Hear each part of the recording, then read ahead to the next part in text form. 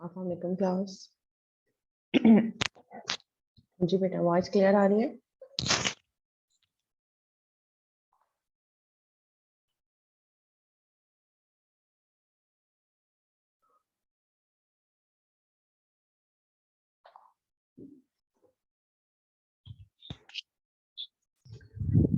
Okay.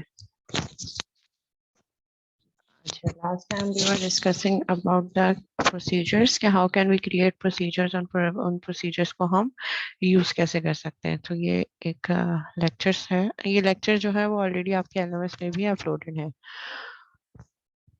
ठीक है। सो purpose हम ऑलरेडी डिस्कस कर चुके थे कि बहुत सारे ऐसे हमारे पास इंस्ट्रक्शंस होती हैं या क्यूरीज होती हैं जो हमें बार बार रिपीट करनी होती है, जिनकी हमें बार बार रिक्वायरमेंट होती है।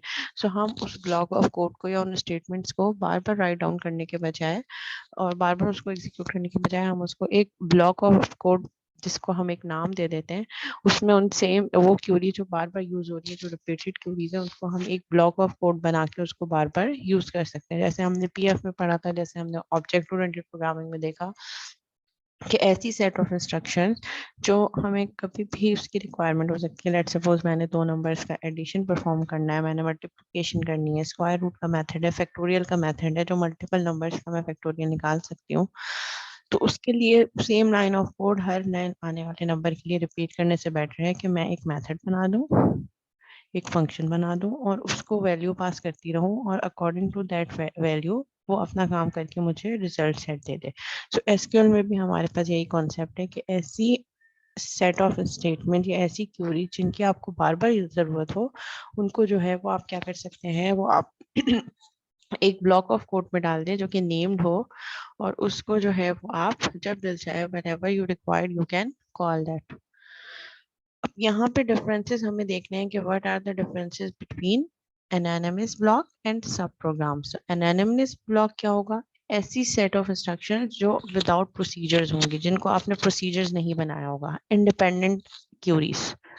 और सब प्रोग्राम्स जिसको हम प्रोसीजर भी कह सकते हैं, जिसको हम फंक्शन भी कह सकते हैं। तो सब प्रोग्राम आर बेसिकली एक ऐसा कोड जो कि हमने एक मेथड के अंदर राइट डाउन किया, और उसको हम कभी भी whatever we need we can call it.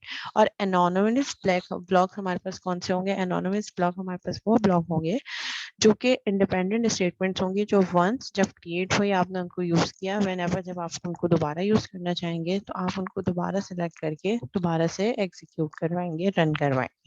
वही काम अगर आप एक मेथड या प्रोसीजर या सब प्रोग्राम के थ्रू करेंगे, तो method, sub program, procedure, these all are the different terminologies that can be used for the methods. तो हम उसको मेथड भी कह सकते हैं, प्रोसीजर्स भी कह सकते हैं, सब प्रोग्राम भी कह सकते हैं। और अगर वो सब प्रोग्राम कुछ रिटर्न भी कर रहा है तो हम उसको फंक्शन कहेंगे, बिल्कुल सेम जिस तरह हमने पीएफ में टर्मिनोलॉजीज देखी थी कि method is simple program, simple set of instructions जो कि कुछ नंबर्स ऑफ आर्गुमेंट ले सकता है, बस कुछ रिटर्न नहीं करेगा। बट वही मेथड अगर कुछ रिटर्न कर रहा है, मीन जब वो वापस कॉल होके वापस अपनी सारी फंक्शनलिटी कॉल करके, जिस मेथड से कॉल हुआ, लेट सपोज अगर मेन से मैंने सम का मेथड कॉल किया है जो कि 2 नंबर इनपुट ले रहा है, उसको जब मैं वापस रिटर्न करूंगी तो वो 2 नंबर का सम मुझे रिटर्न भी करेगा। मीन जब वापस जाएगा मेन मेथड में तो अपने साथ उन 2 नंबर का सम लेके जाएगा। तो वहां पे हमारे पास जो भी कॉलिंग मेथड है, वहां पे कोई ना कोई ऐसा वेरिएबल होना चाहिए जिसके नाम के साथ मैं उस मेथड को, उस फंक्शन को कॉल कर सकूं, सो दैट वो रिटर्न वैल्यूज पे वापस आ सके। So anonymous indicate that anonymous blocks are unnamed executable PL/SQL block। जो अभी तक यूजली हम स्टेटमेंट्स क्यूरीज राइट डाउन करते आए हैं, वो हमारे पास अननेम्ड एग्जीक्यूटेबल कोड है, जिसको हमने कोई नाम नहीं दिया, इंडिपेंडेंट स्टेटमेंट्स हैं। They can neither be reused nor stored in the database for later use। वो जो इंडिपेंडेंट क्यूरीज आपने राइट डाउन की हैं वो अननेम्ड है और कभी भी रीयूज नहीं हो सकती। रीयूज का मतलब है आप उनको दोबारा से यूटिलाइज नहीं कर सकते अनटिल एंड अनलेस आप उनको दोबारा से एग्जीक्यूट नहीं करें। जब आप उनको एग्जीक्यूट करेंगे वो फिर से कंपाइल होंगी और फिर से चलेंगी। जबकि सब प्रोग्राम या मेथड या फंक्शन जिसको आपने एक दफा क्रिएट कर दिया, जब आप उसको एग्जीक्यूट करेंगे तो एग्जीक्यूट होने के बाद उसका कंपाइल्ड वर्जन ऑलरेडी आपके डेटाबेस में सेव होगा। नेक्स्ट टाइम जब आप उसको यूज करना होगा तो वो बार बार कंपाइल नहीं होगी। While you can store an anonymous block on your PC, the database is not aware of them, so no one can else share it or use it. So procedures and functions are basically PL/SQL blocks that are named, जिनको आपने name किया है, save किया है और वो database में जाके स्टोर हो गए. So जब वो स्टोर हो गए तो आप उनको कभी भी इजीली एक्सेस कर सकते हैं. The block structure of the subprogram is similar to the structure of anonymous blocks. और जो structure है वो almost same होगा, बस कुछ हमारे पास syntax होगा जिसको use करते हुए हम stored procedures create कर सकते हैं. Usually उन stored procedure के अंदर हमारी normal SQL queries ही होंगी जो independently हम use कर रहे होते हैं. While subprograms can be explicitly shared, the default is to make them private to the owner's schema. ठीक है, आप इसको public भी रख सकते हैं. अगर public रखेंगे तो multiple users उसको share कर सकते हैं. Again वही concept जो हमने अपने जो इस स्टार्ट की प्रोग्रामिंग लैंग्वेजेस में देखा था कि हम अगर कोई मेथड या फंक्शन बना के उसको पब्लिक कर रहे हैं तो कोई भी क्लास उसको एक्सेस कर सकती है. अगर आपने उसको प्राइवेट कर दिया तो वो सिर्फ उसी क्लास के अंदर से एक्सेसिबल होंगे. ठीक है, एनोनिमस ब्लॉक का हमारे पास जो है वो ठीक है डिक्लेयर. अगर आपने कोई वेरिएबल वगैरह डिक्लेयर करना है दैट इज ऑप्शनल. बिगिन भी मैंडेटरी है. जैसे आज तक हम एसक्यूएल की क्वेरीज लिखते आए हैं उसमें हम जरूरी नहीं है कि हम डिक्लेयर और जो है बिगिन वगैरह की कमांड्स यूज करें. हम अगर कोई टेबल बना रहे हैं तो उसके लिए हम क्रिएट टेबल वटेवर इस तरीके के इंस्ट्रक्शंस लिख रहे होते हैं. And then we have SQL and PL SQL statement. जो एक्चुअल स्टेटमेंट्स है हमारी यहाँ पे होती हैं. एक्सेप्शन भी हमारे पास ऑप्शनल है और जो है फिर उसके बाद हम उसको एंड करके सेमीकोलन लगा के एग्जीक्यूट कर देते हैं. अगर हम प्रोसीजर्स की बात करें तो प्रोसीजर्स हमारे पास किस तरीके से काम कर रहे होंगे. सबसे पहले हमारे पास क्रिएट का जो है एक कीवर्ड यूज हो रहा होगा दैट इज मैंडेटरी. ठीक है, अब ये क्रिएट हमें क्या बता रहे हैं कि either we are going to create a new subprogram or we are going to update existing program. अगर आपके पास एक एग्जिस्टिंग सब प्रोग्राम या मेथड मौजूद है और आप उसमें कुछ चेंजेस करना चाह रहे हैं तो फिर आप रिप्लेस यूज करेंगे. यूजली हम क्रिएट यूज कर रहे होते हैं क्योंकि हम इतनी ज्यादा अमेंडमेंट करने ये होता है once we have design the sub program. So create का कीवर्ड देन प्रोसीजर का कीवर्ड, ये दो हमारे पास जो है ये हमारे पास मैंडेटरी फील्ड्स हैं जब हम कोई भी प्रोसीजर क्रिएट कर रहे होते हैं. तो हमारे पास सिंटेक्स क्या बना, क्रिएट एंड प्रोसीजर. ये दो हमारे पास कीवर्ड यूज होंगे एज इट इज. देन उसके बाद हमारे पास name of procedure whatever आप तो उस प्रोसीजर का नाम रखना चाह रहे हैं. लेट सपोज आप चाह रहे हैं कि आपके पास जो है वो तमाम एम्प्लॉयज का जो है वो डेटा आ जाए तो आप उसको प्रोसीजर का नाम कर सकते हैं गेट एम्प्लॉय डेटा. अगेन इसका नेम हमेशा मीनिंगफुल होना चाहिए. जो टास्क वो प्रोसीजर परफॉर्म कर रहा है नेम भी उसी के अकॉर्डिंगली. अगर आप रैंडम नेम रखेंगे एबीसी टेस्ट 1 टेस्ट 2 तो आगे जाके जब आप बना रहे होंगे तब तो आपको याद रहेगा. लेकिन लेट सपोज अगर आप आफ्टर 1 मंथ 2 मंथ अगर आपने उसको चेंजेस करनी है या नेक्स्ट सेमेस्टर के प्रोजेक्ट में उसी प्रोजेक्ट में आपने अमेंडमेंट करनी है तो फिर आपको मुश्किल होगा. हर प्रोसीजर को जाके देखना पड़ेगा कि वो क्या टास्क परफॉर्म कर रहा है. तो इसीलिए प्रोसीजर के नाम हमेशा हमारे पास मीनिंगफुल नेम होंगे जो टास्क को परफॉर्म कर रहा हो. और आगे हमारे पास पैरामीटर्स हो सकते हैं. इज और एस का हमारे पास या तो एस लगेगा या एस का कीवर्ड. ये हमारे पास मैंडेटरी है. Then we can use variable name is here. अगर वो वेरिएबल एज अ पैरामीटर ले रहा है वो प्रोसीजर्स, अगर कोई कर्सर यूज कर रहा है तो भी यहाँ आएगा. जो भी जो चीजें आप यूज करना चाह रहे हैं उस पैरामीटर्स उस प्रोसीजर के साथ वो सब यहाँ पे लिस्ट डाउन हो गया. Again that parameter is optional. Then we have begin statement. और ये बिगिन की स्टेटमेंट हमें क्या कर रही होगी, ये बिगिन की स्टेटमेंट जो है वो मैंडेटरी है और उसके अंदर हमारी एसक्यूएल की कोई भी स्टेटमेंट होगी. और एक्सेप्शन हमारे पास ऑप्शनल है कि अगर हम कोई इफ एल्स बताना चाह रहे हैं कि जो क्यूरी हमने यहाँ पे राइट डाउन किया अगर वो टेबल रन टाइम पे नहीं मिल पा रहा या हमारे पास वेरिएबल्स के जो डाटा टाइप्स हैं वो मैच नहीं हो पा रही तो इस केस में हमारे पास अगर हम चाह रहे हैं कि हमारे पास हमारा जो है वो ऑपरेशन फेल ना हो और हमारे पास कोई ऑप्शन लिखा हुआ नजर आए कि क्या रीजन है तो उसके लिए हम एक्सेप्शन यूज कर सकते हैं. And is the mandatory clause. तो ये हमारे पास एक सिंटेक्स है. अगर हम इसके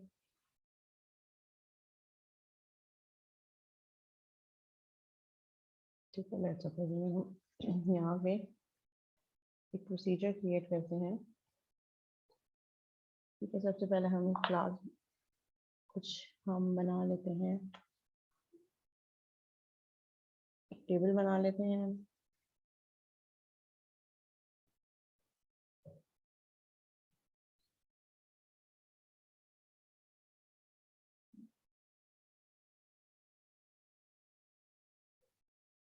लेट्स सपोज मैंने यहाँ पे एक टेबल बनाया, क्रिएट टेबल। अभी सबसे पहले मैं टेबल बना रही हूँ, फिर उसके बाद इसको यूज करने के लिए हम प्रोसीजर्स बनाएंगे।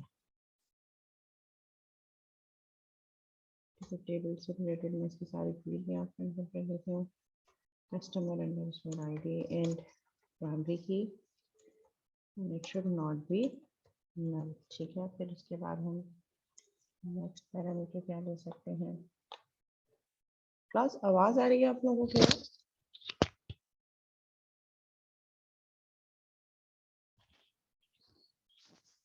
हेलो, ओके, राइट करेगा।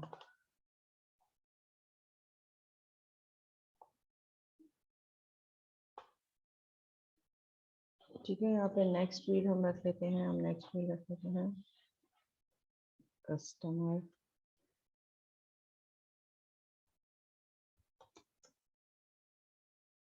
चार्ट कर देते हैं इसको, साइज रख देते हैं 50। लेट्स सपोज एक फील्ड और रख लेते हैं सिटी, अगेन चार्ट, साइज हम रख लेते हैं 30। ठीक है, ये हमारे पास टेबल क्रिएट हो गया। इसमें कुछ वैल्यू इंसर्ट करवा लेते हैं, इंसर्ट इनटू कस्टमर वैल्यूज। ठीक है, फिर यहाँ पे हम क्या करेंगे, customer I D 1, customer name हम कर देते हैं ABCD और कस्टमर सिटी हम कर देते हैं कराची।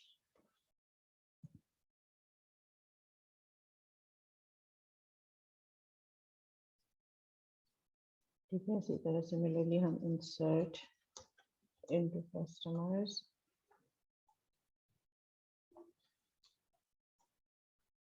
वैल्यूज। जिन लोगों ने अपने प्रोजेक्ट में प्रोसीजर्स यूज नहीं किए, वो काइंडली आज की क्लास में करवाने का पर्पस ये है कि वो अपने जो है वो प्रोजेक्ट में एटलीस्ट कोई 2-3 प्रोसीजर्स जरूर यूज करें, जिसमें एक जो है वो कोई आर्गुमेंट ना ले रहा हो, एक कुछ पैरामीटर्स दे रहा हो, और एक कोई ऐसा प्रोसीजर है जो कुछ रिटर्न भी करता हो।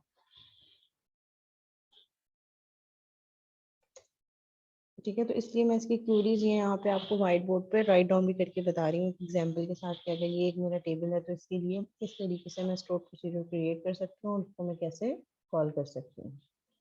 ठीक है, नेक्स्ट सिटी का नेम हमने कर दिया, लेट्स सपोज लाहौर। एक रिकॉर्ड हम और एंटर कर देते हैं, insert into customers values 3, then we can have CHI customer name and Karachi। ठीक है, अब लेट्स सपोज अब मैं चाह रही हूँ कि मेरे पास ये तमाम के तमाम जो फील्ड्स हैं इसको मुझे कस्टमर का डाटा चाहिए। अब कस्टमर के डाटा के लिए मैं सिंपल क्वेरी लिख सकती हूँ, सिलेक्ट ऑल फ्रॉम कस्टमर्स। ठीक है, यहाँ पे मेरे पास क्वेरी हो गई सिलेक्ट ऑल फ्रॉम कस्टमर्स। फिर मैंने नई वैल्यूज इंसर्ट की, कुछ और वैल्यूज इंसर्ट की, फिर मुझे नेक्स्ट डाटा चाहिए तो फिर मैं दोबारा से इस स्टेटमेंट को राइट डाउन करूंगी, इसको दोबारा यहाँ से एग्जीक्यूट करूंगी।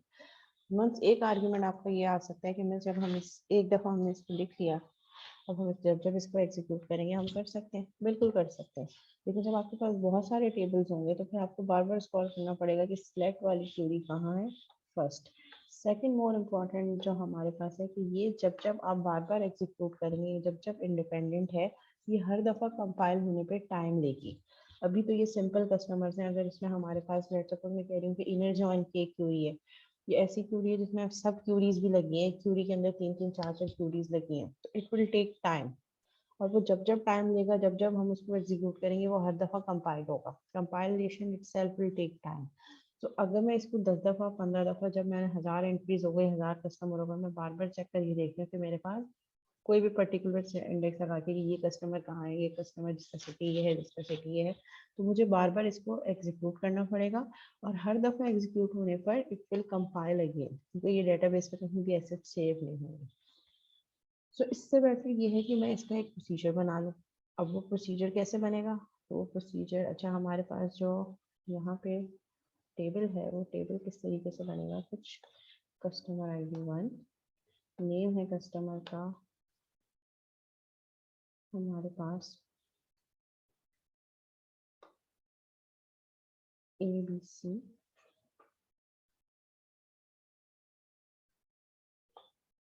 ठीक है, हमारे पास कस्टमर नेम है ABC और आईडी है हमारे पास 1, ठीक है, कस्टमर आईडी इज 1 ABC और सिटी है हमारे पास कराची। पूरा नहीं लिख रही हूँ, जस्ट राइटिंग शॉर्ट फॉर्म, ठीक है, Karachi. Then we have another customer having ID 2, customer name BEF and city Lahore, ठीक है। मेरे पास टेबल का स्ट्रक्चर है जिसमें ये डाटा हमारे पास सेव हो रहा है। Next we have customer 3, GHR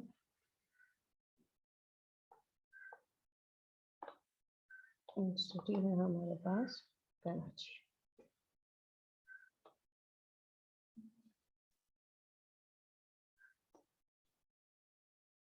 ठीक है, अब इसके लिए मैं यहाँ पे एक जो है वो प्रोसीजर राइट डाउन करती हूँ, सो दैट कि ये हमारे पास जो स्टोर प्रोसीजर है उसको हम कैसे यूटिलाइज कर सकते हैं और उससे हमें किस तरीके से आसानी होगी। ठीक है, तो यहाँ पे हम इसको बना देते हैं एक create, as it is use होगा हमारे पास। तो यूजली हमारे पास जो कीवर्ड होते हैं हम उसको अपर केस में राइट डाउन करते हैं ताकि अलग से हम आइडेंटिफाई कर सकें कि ये यूजर डिफाइन वर्ड नहीं। सो हम लिस्ट कस्टमर्स इसका नेम रख देते हैं हम, ठीक है। क्रिएट प्रोसीजर लिस्ट कस्टमर, ये मैंने अपर केस में नहीं किया, लोअर केस में किया है, तो हमें पता चल रहा है कि ये हमारे पास प्रोसीजर का नाम है और इसमें हम सिंपल बता देते हैं एज इसमें हमने क्या रखना है, सिलेक्ट ऑल फ्रॉम। अब यहाँ पे हमारे पास इस एक्चुअल टेबल का नाम होगा, जो टेबल का नाम हमारे पास जो हमारे डेटाबेस में डिफाइन है वही टेबल का नाम हम यहाँ पे यूज करेंगे, ठीक है। तो यहाँ पे हम इसके लिए रख देते हैं सिलेक्ट ऑल फ्रॉम कस्टमर्स, ठीक है, और ये इसको हम रखे एंड कर दिया। तो यहाँ पे आप इसको बिगिन भी करवा दें।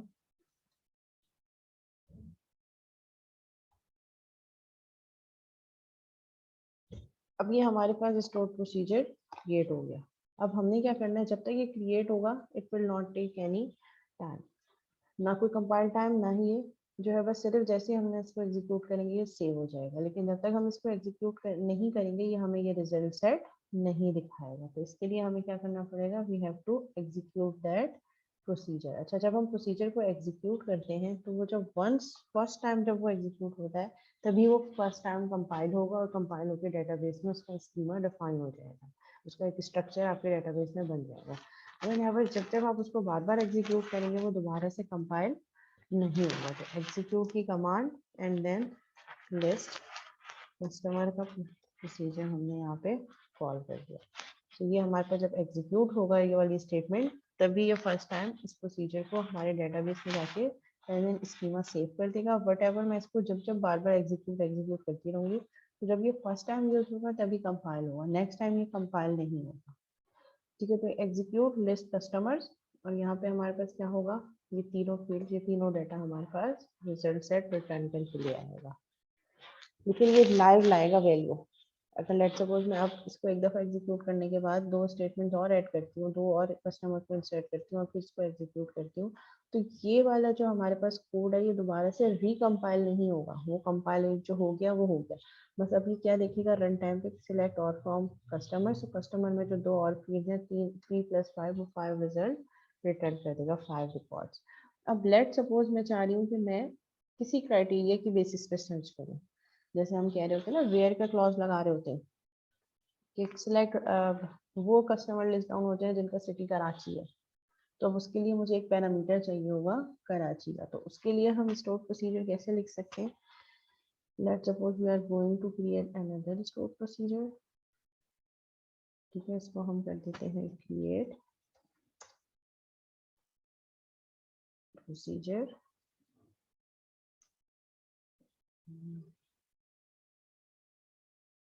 लिस्ट कस्टमर्स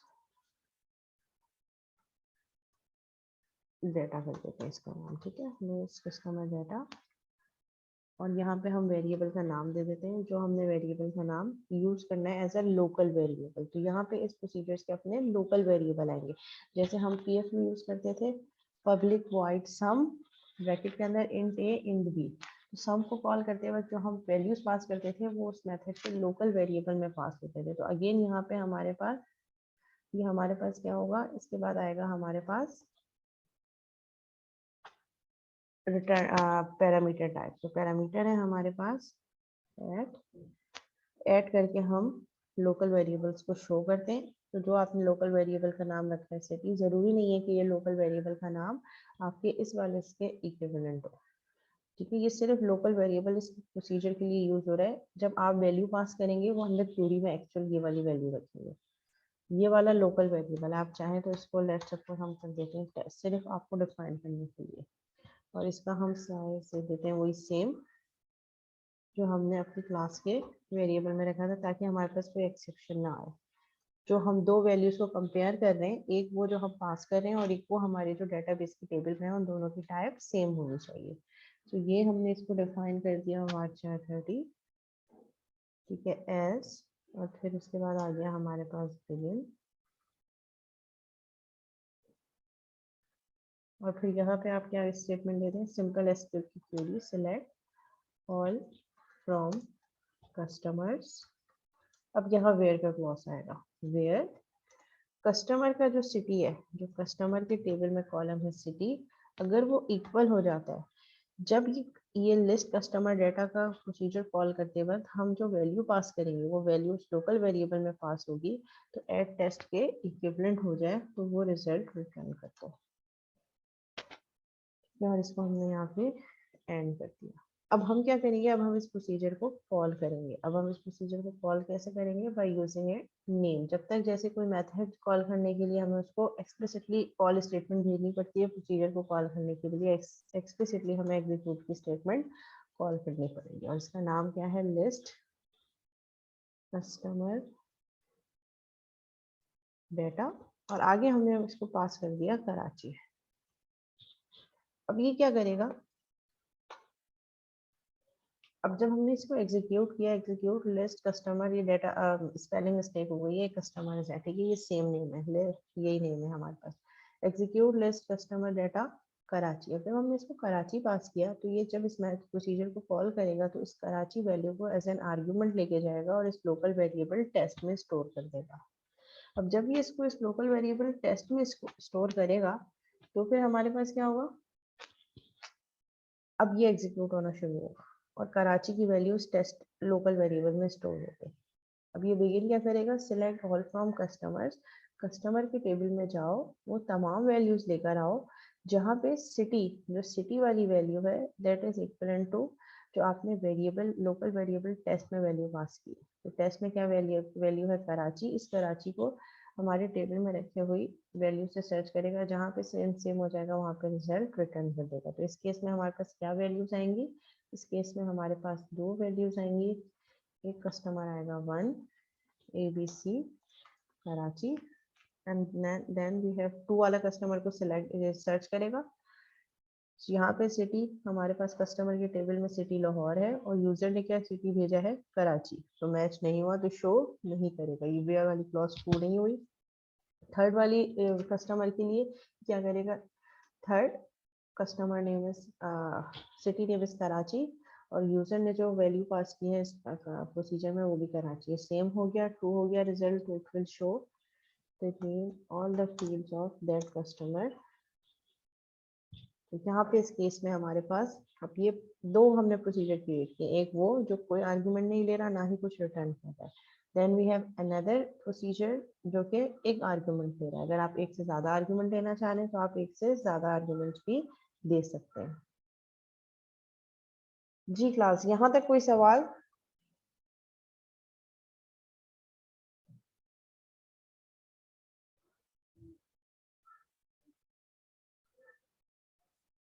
ठीक है, अगर लेट सपोज मैं चाह रही हूँ कि मैं इसी एग्जिस्टिंग प्रोसीजर में मैं 2 आर्ग्यूमेंट्स लेना चाहूँ तो हम 2 आर्ग्यूमेंट्स भी बिल्कुल ले सकते हैं। दो आर्ग्यूमेंट्स के लिए हमारे पास क्या होगा, सिलेक्ट लिस्ट कस्टमर्स। यहाँ पे हम एक और स्टेटमेंट यूज कर देते हैं,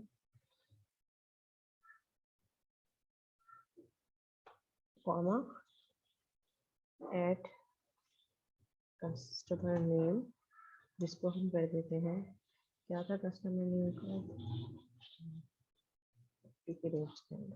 ठीक है। अब यहाँ पे हमने क्यूरी को दो आर्गुमेंट दे दिए, एक हमने टेस्ट का दे दिया और एक हमने कस्टमर नेम का दे दिया। अब यहाँ पे जब हम वेयर के क्लॉज लगा रहे हैं तो हम यहाँ पे कहेंगे where customer name is equal to where city name is equal to this, और हम इसके साथ एक और क्यूरी लगा देते हैं यूजिंग एंड। एंड हमें क्या कह रहा है, एंड हमारे पास डेटाबेस में रखा हुआ जो फील्ड है कस्टमर नेम इक्वल हो जाए वो वैल्यू के जो कस्टमर हमारे पास यूजर पास कर रहा है, किसमें, कस्टम के लोकल वेरिएबल में। तो अब जब हम इसको कॉल करेंगे तो हम इसको कॉल करते वक्त दो आर्गुमेंट पास करेंगे। एक तो हमारे पास एग्जीक्यूट करते वक्त कराची हो गया और एक हमारे पास हो गया GHI। तो अब ये दो आर्ग्यूमेंट्स लेकर जाएगा। फर्स्ट वाला आर्ग्यूमेंट कराची हमारे पास, ये जो फर्स्ट वाला आर्ग्यूमेंट है कराची, ये टेस्ट के लोकल वेरिएबल में स्टोर करेगा, और जो सेकंड वाला आर्ग्यूमेंट है GHI वो कस्टम के लोकल वेरिएबल में स्टोर करेगा। उसके बाद हमारी क्यूरी क्या चेक करेगी, select all from customer where city, city कौन सा, हमारे डेटाबेस के कस्टमर के टेबल में रखा हुआ सिटी इक्वल हो जाए लोकल वेरिएबल में रखे हुए वैल्यू की। वो क्या है, जो यूजर ने दी थी कराची। एंड कस्टमर नेम, जो डेटाबेस में रखा हुआ कस्टमर नेम है, that should be equivalent to at custom, custom के लोकल वेरिएबल में रखी हुई ये वैल्यू GHI। तो ये अब दो चीजें चेक करेगा, एक सिटी कराची होना चाहिए और कस्टमर नेम GHI होना चाहिए। तो यहाँ आएगा, देखेगा डेटाबेस में मेरे पास कस्टमर नेम ABC है, सिटी कराची है, सिटी तो कराची है लेकिन हमने क्या लगाया, एंड। एंड का मतलब है ये वाला साइड भी ट्रू हो, लेफ्ट और राइट दोनों साइड ट्रू होने चाहिए। तो हमारे पास सिटी तो ट्रू हो गया, लेकिन फर्स्ट कस्टमर नेम हमारे पास डेटाबेस में ABC है और यूजर ने GHI भेजा है, तो ये दोनों वैल्यू सेव नहीं हुई तो वो इस रिजल्ट को शो नहीं करेगा हमारे पास। फिर नेक्स्ट वैल्यू आएगा 2DF, ना तो नेम सेम है कस्टमर का ना ही सिटी सेम है। थर्ड वैल्यू आएगा, चेक करेगा हमारे पास सिटी भी सेम है और हमारे पास कस्टमर का नेम भी सेम है। तो ये इस केस में हमारे पास क्या शो कर देगा, इस केस में हमें दिखा देगा सिर्फ एक वैल्यू 3 वाली, ये वाली वैल्यू नहीं शो जब हम इसको एग्जीक्यूट करेंगे इस दो आर्गुमेंट के साथ। तो हमने ये भी देख लिया कि हम simple procedure without any value, जो कोई आर्गुमेंट ना ले, उसको कैसे क्रिएट कर सकते हैं। हमने ये भी देख लिया कि ऐसा प्रोसीजर जो एक पैरामीटर एज एन आर्गुमेंट ले रहा हो, और हमने ये भी देख लिया कि हम जो है जब कोई पैरामीटर जो है प्रोसीजर एक से ज्यादा पैरामीटर लेना चाहे तो हम उसको भी यूटिलाइज कर सकते हैं।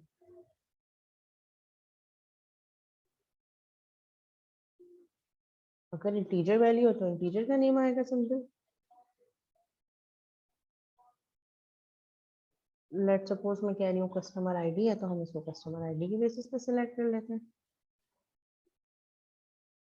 इसको हटा देती हूँ मैं यहाँ से, ठीक है। मैं यहाँ पे कर देती हूँ एट CID और इसको हम एंड कर देते हैं। और यहाँ पे हम क्या क्या चेंज होगा, and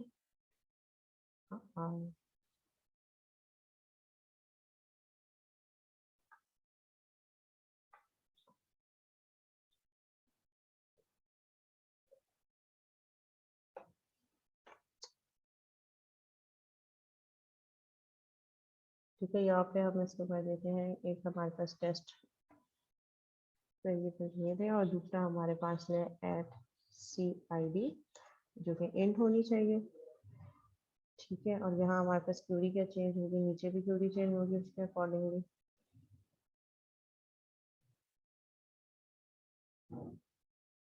set is equal to test और यहाँ हम कर रहे हैं एंड हमारे पास डेटाबेस में रखे हुए कस्टमर अंडरस्कोर ID इक्वल हो जाए एट जो लोकल वेरिएबल है उसके CID पे। और एग्जीक्यूट करते वक्त भी हमारे पास फिर क्यूरी चेंज होगी कि हमें उसी के अकॉर्डिंगली वैल्यू देनी पड़ेगी। तो हम अच्छा अगेन सीक्वेंस जरूरी है, जो फर्स्ट आर्ग्यूमेंट आप पास करेंगे वो फर्स्ट लोकल वेरिएबल में और सेकंड आर्ग्यूमेंट सेकंड लोकल वाले में। तो हमने यहाँ पे पहले टेस्ट में वार्चार रखा है तो स्ट्रिंग वाला टेस्ट में जाएगा यहाँ पे कराची, और दूसरा जो हम पास करेंगे वो इंटीजर वैल्यू ले रहा है तो हम कराची के बाद देंगे integer value as an second argument. तो मैंने यहाँ पे कस्टमर आईडी दे दी, लेट्स सपोज 4। तो इस केस में ये कोई भी रिजल्ट रिट्रीव नहीं करेगा क्योंकि हमारे पास सिटी तो दो केसेस में सेम हो रहा है, कस्टमर आईडी 1 और 3 के, लेकिन हमारे पास कस्टमर आईडी मैच नहीं हो रही। हम कस्टमर आईडी 4 दे रहे हैं और यहाँ पे हमारे पास कस्टमर आईडी 1 से 3 पे। हाँ, इन केस अगर हम इस कस्टमर आईडी को चेंज कर दें और हम इसको कर दें कि ये होगा हमारे पास, मतलब इसको कर देती हूँ यहाँ पे 3, या अगर मैं इसको 2 कर देती हूँ तो ये अभी भी रिट्रीव नहीं करेगा। एक एक ट्रू हो रही है हमारे पास, एक एक क्या ट्रू हो रही है कि सिटी नेम कराची हो रहा है, लेकिन हमने एंड परफॉर्म किया। एंड क्या कह रहा है कि सिटी नेम भी सेम होना चाहिए और कस्टमर आईडी भी सेम होनी चाहिए। तो इस केस में हमारे पास क्या हो रहा है, इस केस में सिटी तो सेम हो रहा है लेकिन कस्टमर आईडी सेम नहीं हो रही। कस्टमर आईडी 2 पे सिटी लाहौर है और हमारे पास सिटी कराची है, तो अगेन इस क्यूरी पे भी वो कोई भी रिजल्ट नहीं देगा। हाँ, अगर मैं इसको 3 कर देती हूँ तो इस केस में सिटी कराची और आईडी 3, तो ये दो हमारे पास आ गए जो सेम है, तो हमें ये वाला रिजल्ट ये रिटर्न कर देगा। अब क्वेश्चन ये कि इसके सवाल कैसे आ सकते हैं। इसके सवाल ऐसे आ सकते हैं कि आपके पास डेटाबेस स्कीमा गिवन हो, जिस तरह अभी मैंने आपको कोई स्कूल में दिया था, और आगे रिजल्ट सेट गिवन हो कि मुझे उस स्कीमा से ये डाटा चाहिए, उसके अकॉर्डिंगली आपको इस सब प्रोसीजर कॉल क्रिएट करें और उसको कॉल करके दिखाएं। तो वो, और या ये भी हो सकता है कि आपके पास जो है वो क्या गिवन हो, आपके पास इस तरीके से वैल्यूज गिवन हो कि मुझे ये रिजल्ट लाना है, इसके लिए आप सब प्रोसीजर्स या मेथड किस तरीके से क्रिएट करते हैं। कि ऐसा भी हो सकता है कि आपके पास डेटाबेस का स्कीमा गिवन हो, वैल्यूज उसकी गिवन हो और प्रोसीजर लिखा हो, और जब मैं उस प्रोसीजर को कॉल करने की भी स्टेटमेंट हो और मैं आपसे कहूँ कि जब ये प्रोसीजर कॉल होगा तो मुझे आंसर बताए कि इनमें से कौन कौन सी वैल्यू ये रिट्रीव करेगा।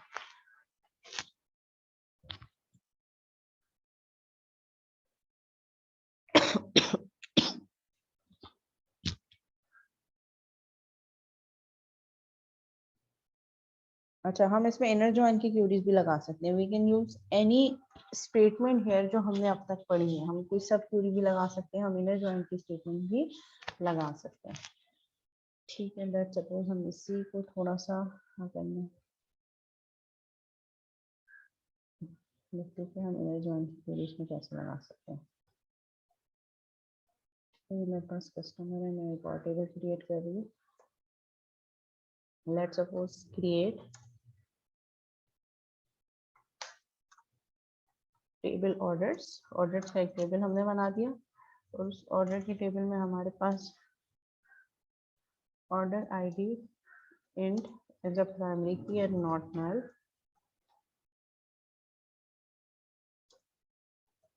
और सिमिलरली हम इसको कह सकते हैं कि हमारे पास, ठीक है, ये हमारे पास नॉट नल हो गया। फिर हम कहेंगे कि ऑर्डर डेट,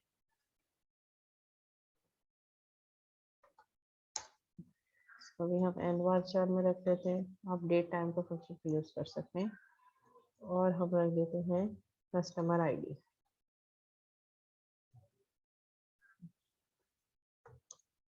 ठीक है, फॉरेन जो कि इंट होगी और फॉरेन की होगी हमारे पास, और रेफरेंसेस कहाँ से आएंगे, कस्टमर से। ठीक है, अब मैं इसमें इंसर्ट नहीं करके बता रही, मैं सिंपल इसके लिए स्टोर प्रोसीजर बनाऊंगी और मैं इसका आपको जो है वो जॉइन लगा के दिखा देती हूँ। वैल्यू इंसर्ट नहीं करी, वो आप खुद कर लीजिएगा दोनों टेबल्स में अकॉर्डिंगली। ठीक है, अब यहाँ पे हम क्यूरी क्या लगाएंगे, क्यूरी हम लगाते हैं create procedure get data, let's suppose,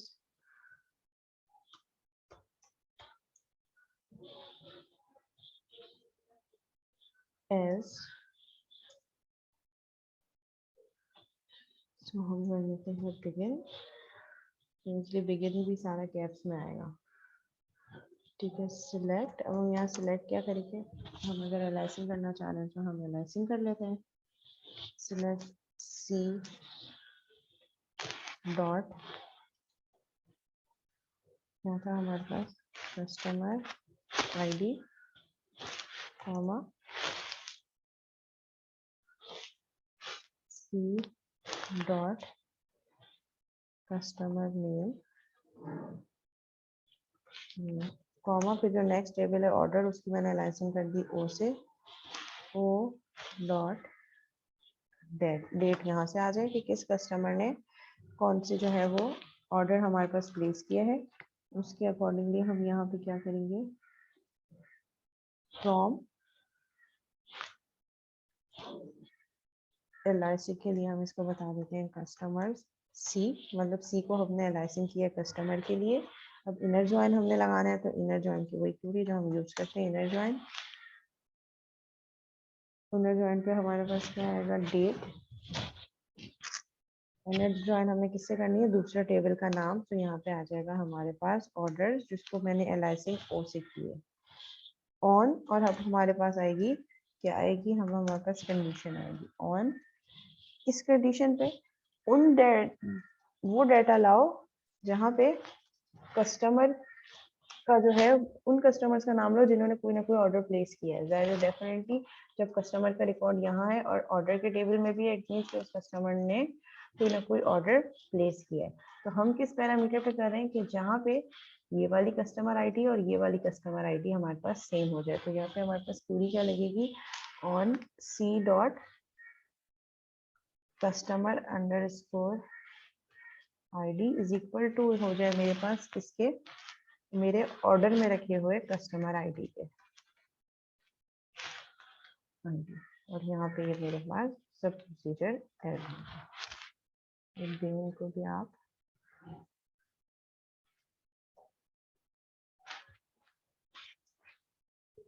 ठीक है, तो यहाँ पे देखें हमारे पास इनर जॉइन की क्यूरी हमने लगा दी, जहाँ दो टेबल्स में, एक टेबल में हमने फॉरेन की यूज किया, उसी फॉरेन की के अकॉर्डिंगली जो एक टेबल के प्राइमरी की है, दूसरे टेबल में एज अ फॉरेन की यूज हो रही है। अब लेट सपोज ऑर्डर के टेबल में भी मैं एंट्री आपको करके दिखा देती हूँ, सो दैट हम ये देख सकें कि ये कौन सी वैल्यूज लाएगा। लेट सपोज मेरे पास ऑर्डर का टेबल है, ऑर्डर के टेबल में ऑर्डर ID 1 है, ऑर्डर डेट 1 2 3, कोई भी मैंने रैंडम ऐसी डेट डाल दी नंबर, और कस्टमर आईडी है मेरे पास लेट सपोज 4। फिर मेरे पास नेक्स्ट ऑर्डर है 2 जिसकी ये डेट है, और यहाँ पे मेरे पास कस्टमर आईडी है 5। फिर मेरे पास 3, इसकी भी मैंने कोई डेट डाल दी, और मेरे पास कस्टमर आईडी है 1। अब ये दो टेबल्स के इस वाले पैरामीटर यहाँ से ये वाली आईडी उठाएगा कस्टमर के टेबल से, और देखेगा ये जहां इक्वल हो जाएगी ऑर्डर के टेबल के कस्टमर आईडी की, तो सिर्फ एक वैल्यू रिट्रीव हो रही है 1, और ये वाली 1। तो हमने क्या क्या चीजें सिलेक्ट करवाई हैं, customer ID, customer name and order date. तो हमारे पास कस्टमर आईडी 1 आ जाएगी, कस्टमर का नेम ABC, और डेट क्या आ जाएगी, ऑर्डर की डेट 54545। ये मैंने ऐसे रैंडम लिखी है। तो जहाँ पे सेम पैरामीटर्स कस्टमर आईडी जहाँ सेम होगी, वहीं पे ये मुझे रिजल्ट रिटर्न करके देगी। जी क्लास, यहाँ तक कोई सवाल?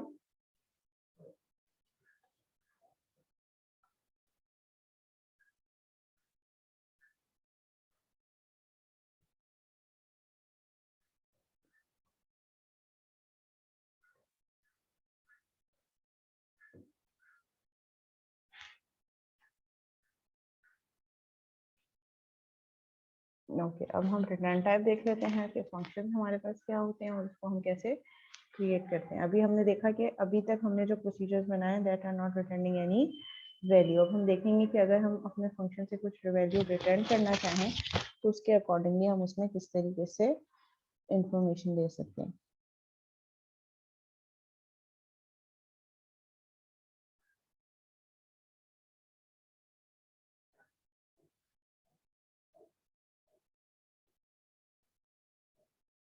अच्छा, रिटर्न टाइप देखने के लिए ज़रूरी है कि उसके हम कुछ क्लॉजेज हैं जो हम देखें, जो मैंडेटरी है कि रिटर्न करते वक्त हमें क्या चीज़ रिक्वायर्ड होती है। तो इसके लिए मैं एक और स्लाइड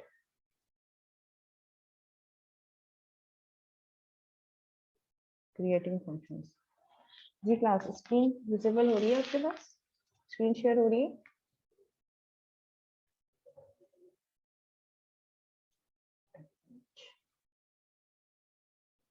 क्रिएटिंग फंक्शंस, ठीक है। तो इसको भी हम जल्दी से गो थ्रू कर लेते हैं। बिल्कुल प्रोसीजर जैसे होते हैं उसी तरह फंक्शन होते हैं, बस एक डिफरेंट ये जिस तरह मेथड और फंक्शन में डिफरेंस है, इसी तरह सब प्रोग्राम और हमारे पास फंक्शन में डिफरेंस है।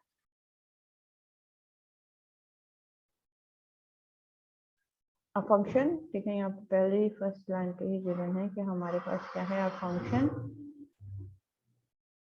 अ फंक्शन इज अ सब प्रोग्राम। जो अभी हमने सब प्रोसीजर देखे हैं वो ही उसी से हम फंक्शन बनाते हैं। That must return exactly one value. Concept वही सेम है। अभी जो हमने इससे पहले पीएफ रूप में फंक्शंस या मेथड्स देखे, उसमें भी जब कोई मेथड कुछ रिटर्न कर रहा होता है तो हम कहते हैं कि a method can return only one value. उससे ज्यादा वो रिटर्न ही नहीं कर सकता ना। एक दफा उसने ऑपरेशन परफॉर्म किया, टास्क परफॉर्म किए, जो रिजल्ट आया उसको रिटर्न कर दिया, वो वापस चला गया। तो जब दोबारा कॉल होगा, आर्ग्यूमेंट बहुत सारे ले सकते हैं, लेकिन रिटर्न हमेशा एक ही वैल्यू करेगा। अब procedure is a standalone executable statement whereas a function can only exist as part of an executable statement. Procedure जो है वो हमारे पास एग्जीक्यूटेबल स्टेटमेंट है और फंक्शन उसी का पार्ट है। जिस तरह हम प्रोसीजर्स बनाते हैं उसी तरह हम फंक्शन बनाएंगे, बस इसमें एक एक्स्ट्रा एड ऑन लग जाएगा कि ये फंक्शन या ये सब प्रोसीजर को वैल्यू रिटर्न भी करेगा। Functions are an integral part of modular code. Business rules and or formulas can be placed in functions so that they can be used. तो जो भी आपके बिजनेस रूल्स हैं वो आप डिफाइन कर सकते हैं। A function is a name PL SQL block, a subprogram that can accept optional in. Optional इन का मतलब है कि क्या वो फंक्शन कुछ आर्गुमेंट्स ले रहा है। अगर ले रहा है तो आप उसके साथ ऑप्शनल इन स्टेटमेंट लगा देंगे। And must return a single output value, और उसके लिए कोई ना कोई रिटर्न वैल्यू करना जरूरी है। तो यहाँ पे हमारे पास मैंडेटरी एक और क्या ऐड होगी, हेडर रिटर्न की। Functions are stored in the database as schema objects for repeated execution.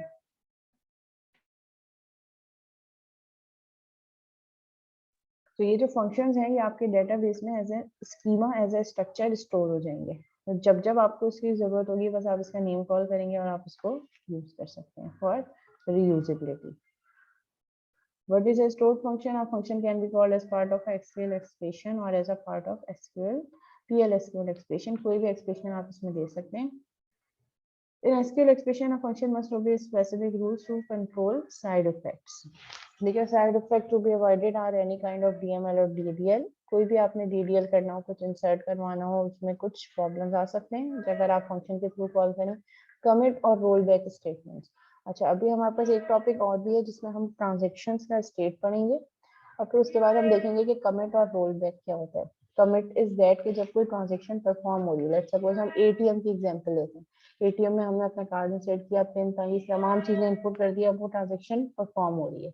Perform होते के बाद जैसे ही जो भी ऑपरेशन हम परफॉर्म करना चाहे थे, लेट्स सपोज विड्रॉ कर रहे थे तो अमाउंट आ गया, तो हम कह रहे हैं कि वो ट्रांजेक्शन कमिट हो गई। कमिट होने का मतलब क्या है कि पूरी की पूरी ट्रांजेक्शन सक्सेसफुली कंप्लीट हो गई। रोल बैक क्या होता है, कभी अगर आपने नोट किया हो, ऐसा होता है कि जब हम एटीएम में कोई ट्रांजेक्शन कर रहे होते हैं मेरे साथ भी 2-3 दफा ऐसा हुआ है कि ट्रांजेक्शन के लिए कार्ड एंटर किया, अमाउंट विड्रॉ करना था मुझे, कार्ड एंटर किया, अमाउंट एंटर की, पिन वगैरह एंटर करके अमाउंट एंटर की, सारी ट्रांजेक्शन हो रही है मैंने उसको अमाउंट दिया और उसने कहा कि ट्रांजेक्शन जो है वो रन हो रही है, रनिंग स्टेट पे है। उसके बाद जो है ना क्या कहते हैं, मेरे पास कार्ड प्राइस आ गया कि योर ट्रांजेक्शन कंप्लीटेड सक्सेसफुली। मेरे पास मैसेज आ गया मोबाइल पे कि जो है ना आपका इतना अमाउंट जो है वो विड्रॉ हो चुका है, लेकिन मुझे वो अमाउंट मिला नहीं। मैं काफी देर खड़ी रही, 5 मिनट, 7 मिनट, 8 मिनट, लेकिन वो ट्रांजेक्शन मेरे पास हो गई थी, लेकिन मेरे पास वो अमाउंट शो हो रहा था कि आपके पास आ गया, लेकिन मुझे वो अमाउंट मिला नहीं। तो उस केस में ये हुआ कि वो ट्रांजेक्शन मेरी पार्शियली कंप्लीट हुई थी। अब वो due to any reason, let's suppose वो उस टाइम पे कोई भी रीजन हो सकता है, सर्वर सिस्टम का जो सर्वर है वो डाउन हो गया हो, जिससे पार्शियली मैसेज तो चला गया लेकिन वो जो लास्ट स्टेटमेंट थी वो एग्जीक्यूट नहीं, क्योंकि जब हम ट्रांजेक्शन की बात करते हैं तो ट्रांजेक्शन में बहुत सारी चीजें पैरेलल में चल रही होती हैं। जब आप एटीएम की बात करते हैं तो जब आप एटीएम इंसर्ट करते हैं तो आपके एटीएम को रीड कर रहा होता है, जब आप पिन इंसर्ट करते हैं उसको मैच कर रहा होता है, मैच करने के फौरन बाद आपको आपके कंसर्न बैंक से कनेक्ट करता है, फिर वो सारे मेन्यूज दिखा रहा होता है, आप जो ऑप्शन सेलेक्ट करते हैं फिर उस अमाउंट को चेक कर रहा होता है। तो बहुत सारी चीज़ें बैक एंड पे हो रही होती हैं। जो सर्विसेज दे रहा होता है वो, कि मोबाइल मैसेजेस भी करने हैं, ये सब भी करना है, तो वो सब अगर कोई प्रॉब्लम आ जाती है इन केस में, तो फिर ये हुआ कि उसी टाइम पे फिर थोड़ी देर बाद मेरे पास दूसरा मैसेज आ गया कि due to any reason system server failure की वजह से आपकी ये ट्रांजेक्शन रोल बैक हो गई। ऑटोमेटिकली ही जो वो उसी मैसेज के फौरन बाद वो मैसेज आया कि जितना मेरा विड्रॉल अमाउंट था वो दोबारा से मेरे अकाउंट में वापस चला गया, तो वो रोल बैक ट्रांजेक्शन हो गई। तो इस केस में जब आपकी ट्रांजेक्शन पार्शली कंप्लीटेड होती है ड्यू टू एनी रीजन या कंप्लीट नहीं हो पाती, तो वहाँ पे एक स्टेट होता है कि आपकी ट्रांजेक्शन रोल बैक हो जाए। आपकी ट्रांजेक्शन का कोई पार्शियल स्टेट ना हो, या तो ट्रांजेक्शन कंप्लीट हो या कंप्लीट ना हो। There should not be any partial state, या तो सक्सेसफुल कंप्लीट हो या तो बिल्कुल भी ना हो। क्योंकि ऐसा नहीं होता कि अगर लेट सपोज अगर किसी ने जो है वो 10,000 निकालने हैं और उसके अमाउंट में अकाउंट में 5,000 है, तो वो ट्रांजेक्शन करे तो वो आपको क्या सिस्टम कहे कि आपको 10,000 चाहिए लेकिन आपके पास अकाउंट में 5,000 है, तो मैं 5,000 आपको दे देता हूँ। ऐसा कभी नहीं करता सिस्टम। या तो वो पूरे 10,000 देगा अगर अकाउंट में है, अगर नहीं है एक पैसा भी कम है तो वो आपकी ट्रांजेक्शन को नहीं जो है वो सक्सेसफुली ऑपरेट करेगा। तो हम यही कह रहे होते हैं कि अगर कोई ऐसी स्टेटमेंट है और वो आपने यूज की है फंक्शन में, तो वहां पे कुछ प्रॉब्लम्स क्रिएट हो सकती हैं। So what is a stored function? In PL/SQL expression, the function identifier acts like a variable whose value depends on the parameter passed to it. हम फंक्शन के साथ एक आइडेंटिफायर लगाते हैं जो उसका वेरिएबल होता है। इस तरह हम इस आज से पहले देखते आए हैं कि PFU में जब हम ये विजुअल C# में हम कोई फंक्शन बनाते हैं, मेथड बनाते हैं, तो उस मेथड के साथ सबसे पहले उसकी रिटर्न टाइप होती है।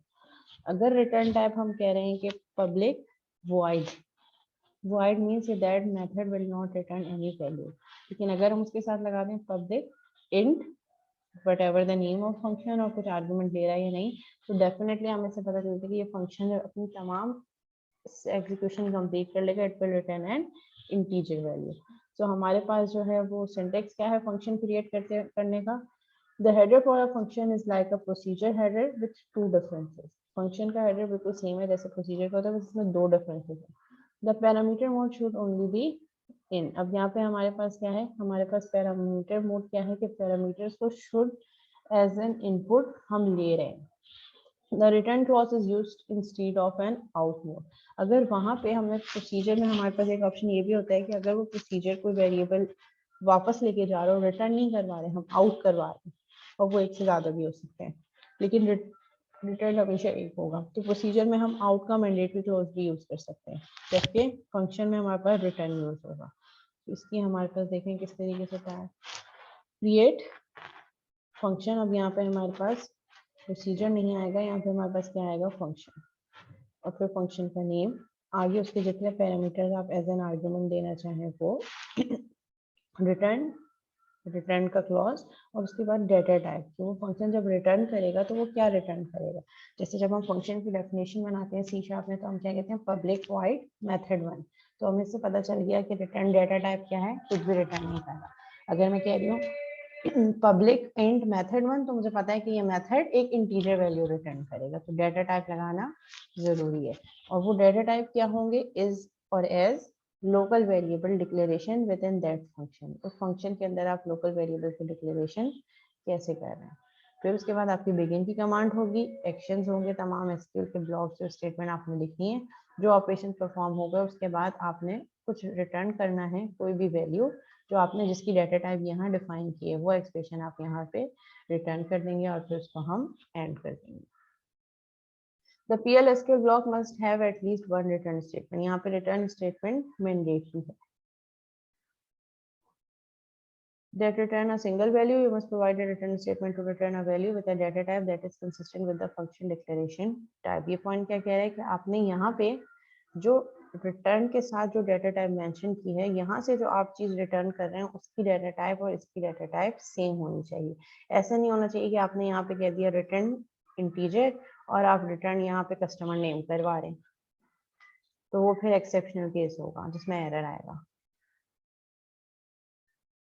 ठीक है, यहाँ पे उन्होंने एक फंक्शन क्रिएट करके दिखाया, क्रिएट फंक्शन गेट सैलरी, जो कि गेट सैलरी ले रहा है एम्प्लॉय की। ठीक है, तो यहाँ पे हमने इसको क्रिएट कर दिया। क्रिएट फंक्शन गेट सेल, तो ये हमारे पास क्रिएट का कीवर्ड हो गया, ये हमारे पास फंक्शन का कीवर्ड हो गया, और ये हमारे पास गेट सैलरी का कीवर्ड हो गया। देन अब इसमें हमने क्या बताया कि हमारे पास आईडी होगी पर्सन की, एम्प्लॉयज डॉट एम्प्लॉय आईडी, और उसकी टाइप हम डिफाइन करेंगे। अच्छा, अगर आप एक्सप्लिसिटली बताना चाहें कि टाइप क्या है तो आप एक्सप्लिसिटली दे सकते हैं कि ये है, जैसे मैंने आपको प्रोसीजर में बताया था कि इंटीजर है या स्ट्रिंग है, वारचार है। अगर आप नहीं देंगे पर्सन ऑपरेटर, तो जब आप इस फंक्शन को कॉल करते वक्त वैल्यू पास करेंगे, ऑटोमेटिकली वो उसकी डाटा टाइप कंसीडर कर लेगा। तो आपके पास दो पॉसिबिलिटीज हैं, एक तो ये कि आप जो है एक्सप्लिसिटली डाटा टाइप बताएं, जैसे मैंने यहाँ पे बताई थी आपके पास, ये तो मैंने यहाँ पे एक्सप्लिसिटली बता दिया। क्या बताया था मैंने? अच्छा, ये तो आर्गुमेंट वाला नहीं था ना, जो आर्गुमेंट वाला था वो देखते हैं। ये यहाँ तो मैंने एक्सप्लिसिटली बता दिया ना कि इस लोकल वेरिएबल की डाटा टाइप ये होनी चाहिए और इस लोकल वेरिएबल की डाटा टाइप ये होना चाहिए, तो मैंने एक्सप्लिसिटली बता दिया। आप चाहें तो आप इसको जो है वो हाइड भी कर सकते हैं। हाइड मीन्स आप इसको किस तरीके से बताएं, आप इसको बता दें कि एम्प्लॉय आईडी होगी और आगे इसकी टाइप इस तरीके से करके छोड़ दें एड्रेस, ये परसेंटेज ऑपरेटर। ये क्या करेगा कि जब आप इस फंक्शन को कॉल करते वक्त जो वैल्यू पास करेंगे उसी के अकॉर्डिंगली ये डाटा टाइप ऑटोमेटिकली सिलेक्ट कर देगा कि इसकी इंटीजर है। अगर मैं एम्प्लॉय आईडी इंटीजर पास कर रही हूँ तो वो इसको इंटीजर कंसीडर कर लेगा। अगर मैं कोई नाम पास कर रही हूँ एम्प्लॉय का तो वो कंसीडर कर लेगा कि ये हमारे पास स्ट्रिंग है। तो आप चाहें तो एक्सप्लिसिटली वैल्यू दे सकते हैं डाटा टाइप, आप चाहें तो परसेंटेज ऑपरेटर यूज कर सकते हैं विथ टाइप कीवर्ड। तो वो जो वैल्यू वो पास होगी उसी की वो टाइप खुद से कैलकुलेट कंसीडर करके सिलेक्ट कर लेगा। यहाँ पे हमने रिटर्न क्या करना है, हमने एक नंबर रिटर्न करना है इस, जो कि किस तरीके से हम करेंगे, v अंडरस्कोर सैलरी, जो हमने एक लोकल वेरिएबल बनाया है इस फंक्शन का अपना, एम्प्लॉयज डॉट सैलरी, जो कि क्या हो गया एम्प्लॉयज डॉट सैलरी के अकॉर्डिंगली होगा, और उसकी टाइप हमारे पास क्या है, इज इक्वल टू 0। अभी स्टार्ट में हमने लोकल वेरिएबल की वैल्यू रखी है 0।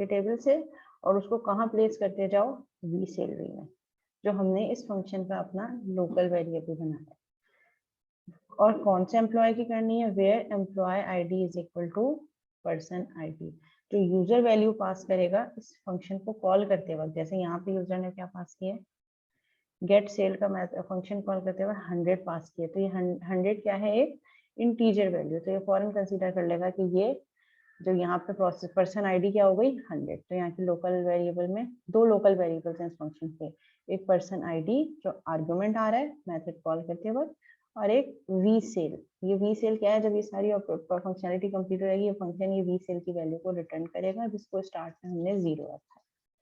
बिगिन करते वक्त हमने क्या कहा, सिलेक्ट सैलरी या क्यूरी लगाई, select salary into we salary from employees, employee के टेबल से सैलरी उठाते जाओ और कहाँ प्लेस करते जाओ, v salary, where employee ID is equal to person ID. तो ये क्यूरी बेसिकली क्या है कि जिस एम्प्लॉय की आईडी हम इस फंक्शन में एज एन आर्ग्यूमेंट दे रहे हैं वो उस एम्प्लॉय की सैलरी हमें बता दे कि उसकी सैलरी कितनी है। तो वो किस क्राइटेरिया पे सर्च कर रहा है, इस क्राइटेरिया पे जो हमने वैल्यू पास की है, वो ये 100 वैल्यू पी आई डी में स्टोर हो जाएगी। तो हमारे पास select salary into we salary from employees where employee ID is equal to P I D. Employee ID table में एक्चुअल कॉलम है और पी आई डी इस फंक्शन का लोकल वेरिएबल है, और फिर उसके बाद रिटर्न कर दो V sal and get sal. यहाँ पे वी शुड हैव हमारे पास कोई वेरिएबल हो, यहाँ पे लोगों की वजह से हाइड हो गया, कोई वेरिएबल हो जो उसी टाइप का हो जो ये मेथड रिटर्न कर रहा है। ये फंक्शन नंबर है तो नंबर टाइप का ही हमारे पास कोई वेरिएबल हो जो कि उसको कॉल कर रहा हो। अच्छा, अगर आप एक्सेप्शन यूज करना चाह रहे हैं तो आपने यहाँ पे क्या किया, आपने एक्सेप्शन कर दिया, when no data found then return null. आपने ये कहा कि आप दो चीजें रिटर्न करें, लेकिन वो इफ एल्स वाले क्राइटेरिया में, क्योंकि जब फंक्शन है वो एक चीज रिटर्न, अगर लेट सपोज उसको वी सैलरी मिल गई तो वो यहाँ से रिटर्न कर जाएगा, यहाँ नीचे कभी आएगा ही नहीं। तो हम ये नहीं कह सकते कि एक फंक्शन दो वैल्यूज रिटर्न करेगा, हम कह रहे हैं या तो ये रिटर्न करेगा अगर उसको वी सैलरी मिल जाती है, अगर नहीं मिलती तो फिर वो यहाँ आएगा और क्या कहेगा, when no data found then return null. अगर कोई वैल्यू फाइंड नहीं हो रही तो क्या करो, नल रिटर्न कर दो।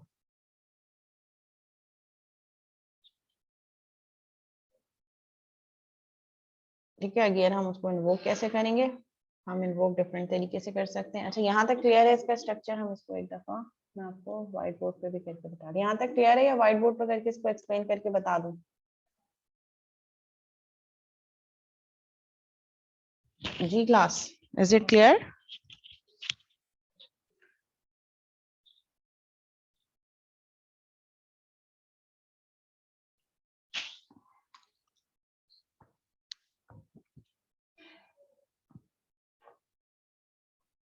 चलो इसको हम ले जाते हैं न्यू शेयर।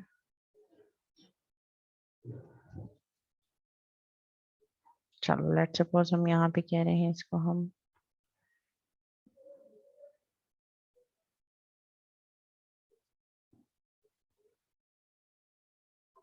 ठीक है, लेट्स सपोज मैं यहाँ पे एक प्रोसीजर बनाने जा रही हूँ, क्रिएट फंक्शन। ठीक है, फंक्शन का नाम हम क्या करें, गेट सिटी। तो मुझे सिटी रिटर्न करके दे देगा। ठीक है, और गेट सिटी के लिए हमें यहाँ पे क्या करना पड़ेगा, गेट सिटी के लिए हमें देखना पड़ेगा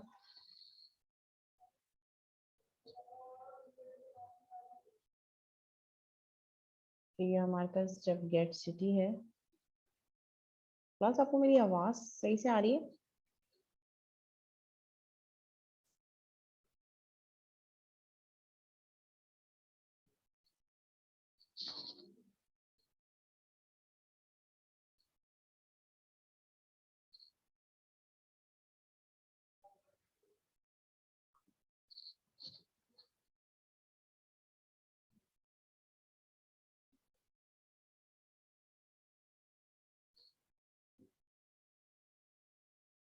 हेलो जी क्लास, आवाज सही आ रही है? ओके, ठीक है। अब मैंने यहाँ पे फंक्शन बनाया है क्रिएट फंक्शन गेट सिटी। अब इसमें हम क्या कर रहे हैं, इसमें हम जो है वो लेट सपोज मैं कह रही हूँ कि ये क्या चीज़ इनपुट ले, ये इनपुट ले, क्या इनपुट ले लेना चाहिए ये कि मैं नेम इनपुट दूँ और ये मुझे सिटी बता दे एम्प्लॉय का। ठीक है, तो यहाँ पे हम इसको इनपुट क्या देते हैं, आर्ग्यूमेंट दे देते हैं इसको हम कि ये हो जाए, मैं नेम दूँ और वो सिटी बताए, तो हम इसको कह देते हैं सी अंडर स्कोर नेम। एक आपने जो है लेक्चर स्लाइड पे देख लिया कि वो डिफॉल्ट ले रहा है, और यहाँ पे हम मैं इसको हार्ड कोडेड मतलब बता देती हूँ कि क्या सी नेम जो है वो हमारे पास varchar है 50। ठीक है, ये वो आर्गुमेंट है जो हम पास करेंगे 50। ठीक है, फिर इसके बाद हम इसमें क्या डिटरमाइन करते हैं, ये तो हमने इसके आर्गुमेंट बता दिए कि ये इनपुट लेगा। ठीक है, ये एक ये इसका क्लोज हो गया, और फिर मैं दूसरा इसको बता रही हूँ कि ये रिटर्न क्या करेगा, रिटर्न भी करेगा एक varchar। ठीक है, उसके बाद हम क्या कर रहे हैं, मैं थोड़ा सा उसको चेंज करूँ ताकि आपके पास दोनों फ्लेवर हो जाए। एक तो आपके पास स्लाइड में मौजूद है एग्जाम्पल, और एक मैं यहाँ पे करवा रही हूँ ताकि दोनों चीज़ें आपको क्लियर हो जाए। रिटर्न varchar, और फिर यहाँ पे हम इसको कर देंगे इज। अब यहाँ पे हमें क्या रिटर्न करना है, यहाँ पे हमें रिटर्न करना है कस्टमर सिटी का एक लोकल वेरिएबल मैंने बनाया। ठीक है, जो कि होगा मेरे पास अगेन varchar में, जिसको स्टार्ट में मैंने कह दिया कि ये 0 है, नल है। ठीक है, अब इसमें कोई वैल्यू नहीं। अब हम इसमें बिगिन करते हैं, बिगिन करके हम क्या करेंगे, सिलेक्ट सिटी हमने निकालना है कस्टमर से, और यहाँ पे हमारे पास नेम क्या है, हमारे पास सिटी है, सिलेक्ट सिटी, और उसको कहाँ पुट करो, कस्टमर सिटी के लोकल वेरिएबल में, फ्रॉम कस्टमर्स वेयर, कस्टमर में रखा हुआ सिटी, यानी कि हमारे पास क्या हो जाए, where customer ये ना मेरे पास customer name is equal to at C name. ठीक है, ये हमारे पास हो जाए और फिर हमारे पास रिटर्न की स्टेटमेंट होगी जो कि क्या रिटर्न कर रही होगी, रिटर्न कस्टमर सिटी। इसको हम ठीक है, अब हम इसको एग्जीक्यूट कैसे करेंगे, इसको एग्जीक्यूट भी करके देख लेते हैं। नेक्स्ट यहाँ पे हम इसको एग्जीक्यूट कर देते हैं। एग्जीक्यूट करते वक्त हमें यहाँ पे एक वैल्यू चाहिए होगी जो हम ले लेते हैं, कोई स्ट्रिंग या वार्चर वेरिएबल डिक्लेयर कर लेते हैं, उसमें हम इसको कॉल कर लेते हैं सिटी इज इक्वल टू। वो अभी मैं आपको बताऊंगी कि हम इसको किस किस तरीके से कॉल कर सकते हैं। अगर हम सिंपल एसक्यूएल स्टेटमेंट की तरह कॉल करेंगे गेट सिटी और हमें क्या देना है, कस्टमर नेम, तो मैंने इसको कह दिया कि DEF वाला जो कस्टमर है उसका सिटी बताओ।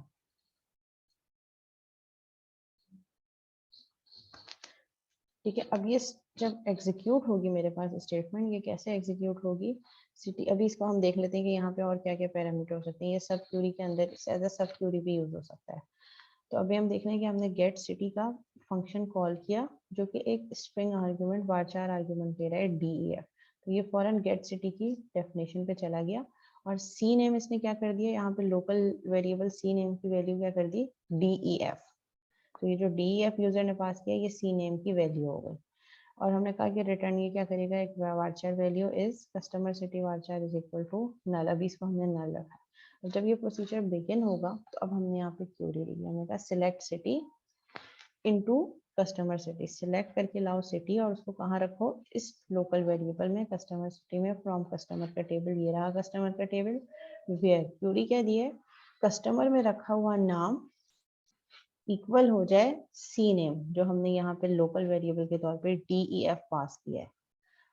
ठीक है, तो ये क्या करेगा, देखेगा नेम हमारे पर DEF है, कस्टमर नेम DEF है, सी अंडर स्कोर नेम, और कस्टमर फर्स्ट नेम क्या है, ABC। ABC को कंपेयर करेगा सी नेम में रखे हुए DEF के, मैच नहीं हुआ, नेक्स्ट वैल्यू पे बढ़ जाएगा। नेक्स्ट वैल्यू पे जब बढ़ेगा तो यहाँ पे कस्टमर नेम है DEF और सी अंडर स्कोर नेम में रखी हुई वैल्यू भी DEF है, दोनों वैल्यू मैच हो गई। जैसी वैल्यू मैच हो गई तो हमने यहाँ पे क्या किया है, जहाँ पे वैल्यू मैच हो जाए, कंडीशन ट्रू हो जाए, वहां से सिटी उठाओ और कस्टमर सिटी के लोकल वेरिएबल में रखो। तो ये सिटी उठाएगा, DEF का सिटी लाहौर है, इसको कहाँ रख देगा, कस्टमर सिटी के, जो पहले नल था उसकी क्या वैल्यू हो गई, लाहौर, और रिटर्न कर देगा लाहौर। तो वो जो लाहौर है इस मेथड की जगह, इस फंक्शन कॉल की जगह लाहौर इस सिटी में स्टोर हो जाएगा। अब क्वेश्चन ये है कि हम इस फंक्शन को कब कब और कैसे कैसे कॉल कर सकते हैं। अगर हम सिंगल एसक्यूएल स्टेटमेंट के तौर पे करेंगे तो कैसे कर सकते हैं, ये यहाँ गिवन है। ठीक है, यहाँ पे कह रहे हैं कि हमारे पास store function with parameter example, ये हम देख चुके हैं, invoking the function as an expression और a parameter value. Ways to invoke और एग्जीक्यूट फंक्शन विद पैरामीटर्स। ठीक है, हमारे पास 3 डिफरेंट वेज हैं जिसके थ्रू हम फंक्शन को कॉल कर सकते हैं। तो बेटा फिर वो कुछ रिटर्न नहीं करेगा, प्रोसीजर कुछ रिटर्न नहीं करता, और अगर आपने कुछ रिटर्न करवाना है तो उसके लिए फंक्शन लिखिए आप। अगर आप प्रोसीजर लिख के कोई रिटर्न वैल्यू देंगे ऐसा, तो फिर वो एरर देगा कि इधर आपने नेम तो उसका प्रोसीजर बताया और आप उसको रिटर्न करवा रहे हैं। जब जब वैल्यू रिटर्न होगी, रिटर्न का कीवर्ड आएगा, उसके लिए फंक्शन नेम यूज करना जरूरी है। ठीक है, अब हमारे पास वेज क्या है फंक्शन को इन्वॉल्व करने के लिए, इन्वोक करने के लिए। इन्वोक मतलब कॉलिंग, तो वो हम कैसे कर सकते हैं, वो हम कर सकते हैं। फर्स्ट वे हमारे पास क्या है, as part of real expression use a local variable in an anonymous block to hold the returned value from a function। Simple तो ये है, जैसे हमने वहां पे देखा था कि हम जब प्रोग्रामिंग फंडामेंटल या C# पे हम जब किसी मेथड को कॉल करते हैं, फंक्शन को कॉल करते हैं और वो फंक्शन कुछ रिटर्न कर रहा हो, तो उसके अकॉर्डिंगली हम एक वेरिएबल डिक्लेयर कर लेते हैं और वेरिएबल के नाम के साथ इक्वल टू हम उस फंक्शन को कॉल कर लेते हैं, सो दैट जो वैल्यू रिटर्न हो वो ऑटोमेटिकली उस वेरिएबल में चली जाए। तो यहाँ पे भी हम क्या करेंगे इस केस में कि हम सिटी नाम का एक वेरिएबल डिक्लेयर कर देंगे, इसकी डाटा टाइप varchar 30 होगी और उस सिटी के अंदर हम उस फंक्शन को कॉल कर देंगे सो दैट जब वो वैल्यू रिटर्न हो तो वो उस लोकल वेरिएबल में स्टोर हो जाए। ये तो एक फर्स्ट वे हो गया। सेकंड वे क्या है, as a parameter to another sub program, pass function between sub program. जैसे हम कंसोल डॉट राइट लाइन या कंसोल डॉट राइट लाइन के अंदर एक फंक्शन कॉल कर दिया सी शार्प में, ये बिल्कुल वैसी है। As an expression in an SQL command, invoke a function as an any other single row function in a SQL statement. As an single statement आपने इसको कॉल कर लिया। अब इन्होंने वन बाय वन बताया कि आप कैसे कर सकते हैं। कि आपने सबसे पहले एक वेरिएबल डिक्लेयर किया, declare v salary employee dot salary person type. अब ये ऑटोमेटिकली जो है वो इसकी डाटा टाइप कंसीडर कर लेगा। Begin v sal is equal to get sal 100। ये जो आपने वेरिएबल डिक्लेयर किया था, इस वेरिएबल के अंदर ही आपने इस फंक्शन को कॉल कर लिया। तो आप डिक्लेयर के लिए वेरिएबल डिक्लेरेशन कैसे होती है, डिक्लेयर का कीवर्ड यूज होता है, जो आप वेरिएबल का नाम रखना चाहें वो, और उसके आगे डेटा टाइप। आप चाहें डायरेक्ट करना चाहें तो आप इसको varchar 30 वट जो भी डेटा टाइप आप रखना चाह रहे हैं आप डायरेक्ट दे सकते हैं। ये हमारे पास फर्स्ट वे हो गया इन्वोकिंग अ फंक्शन की। आपने एक वेरिएबल डिक्लेयर कर दिया और उस वेरिएबल के अंदर आपने उस फंक्शन को कॉल करवा दिया। अब ये यहाँ से ये फंक्शन कॉल हो गया, फंक्शन की डेफिनेशन में जाएगा, ऑपरेशन परफॉर्म करेगा और जो वैल्यू रिटर्न करके लाएगा वो यहाँ इस वी सेल के वेरिएबल में स्टोर कर देगा जो आप ऑलरेडी डिक्लेयर कर चुके हैं। यहाँ पे वेरिएबल की डिक्लेरेशन जरूरी है। अगर आप फंक्शन को as a parameter to another method pass करना चाह रहे हैं तो यहाँ पे इन्होंने dbms आउटपुट डॉट लाइन के प्रोसीजर के अंदर इस मेथड फंक्शन को कॉल कर दिया। एक बिल्ट इन फंक्शन है, उस फंक्शन के अंदर उस मेथड के अंदर आपने एज एन आर्गुमेंट इस फंक्शन को पास कर दिया। Invoking a function as an expression in an SQL command. तो यहाँ पे जैसे हम लिख रहे हैं सिलेक्ट जॉब आईडी, एक सिंपल नॉर्मल जैसे एसक्यूएल की कमांड होती है, सिलेक्ट जॉब आईडी, और फिर उसी सिलेक्ट के स्टेटमेंट में आपने गेट सेल के फंक्शन को कॉल कर दिया और एम्प्लॉय आईडी को एज एन आर्गुमेंट पास कर दिया। वो जो भी आपकी फंक्शन की रिक्वायरमेंट होगी उसी के अकॉर्डिंगली आप सिंगल एसक्यूएल की स्टेटमेंट सेलेक्ट में भी उसको कॉल कर सकते हैं। जी, यहाँ तक कोई सवाल क्लास?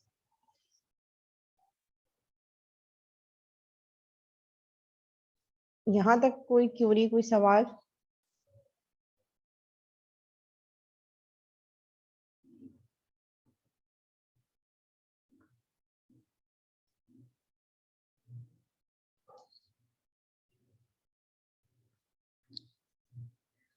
जी क्लास, कोई क्यूरी है?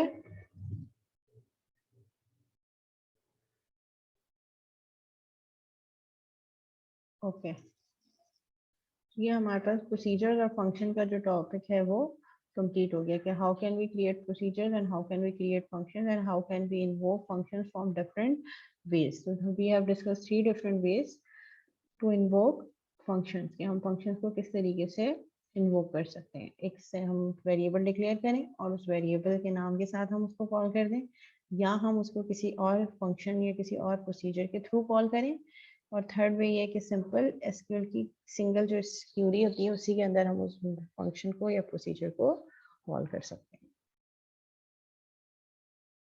अच्छा जी, जो हमारे पास अब नेक्स्ट हमारे पास टॉपिक है वो है सब क्यूरीज का। तो बहुत आसान है क्योंकि ये लेक्चर भी मैं आपके LMS पे अपलोड कर दूंगी, सब क्यूरी वाला। बाकी ये प्रोसीजर और फंक्शन वाला ऑलरेडी अपलोडेड है। अच्छा, सब क्यूरीज क्या होंगी, नाम से ही पता चल रहा है।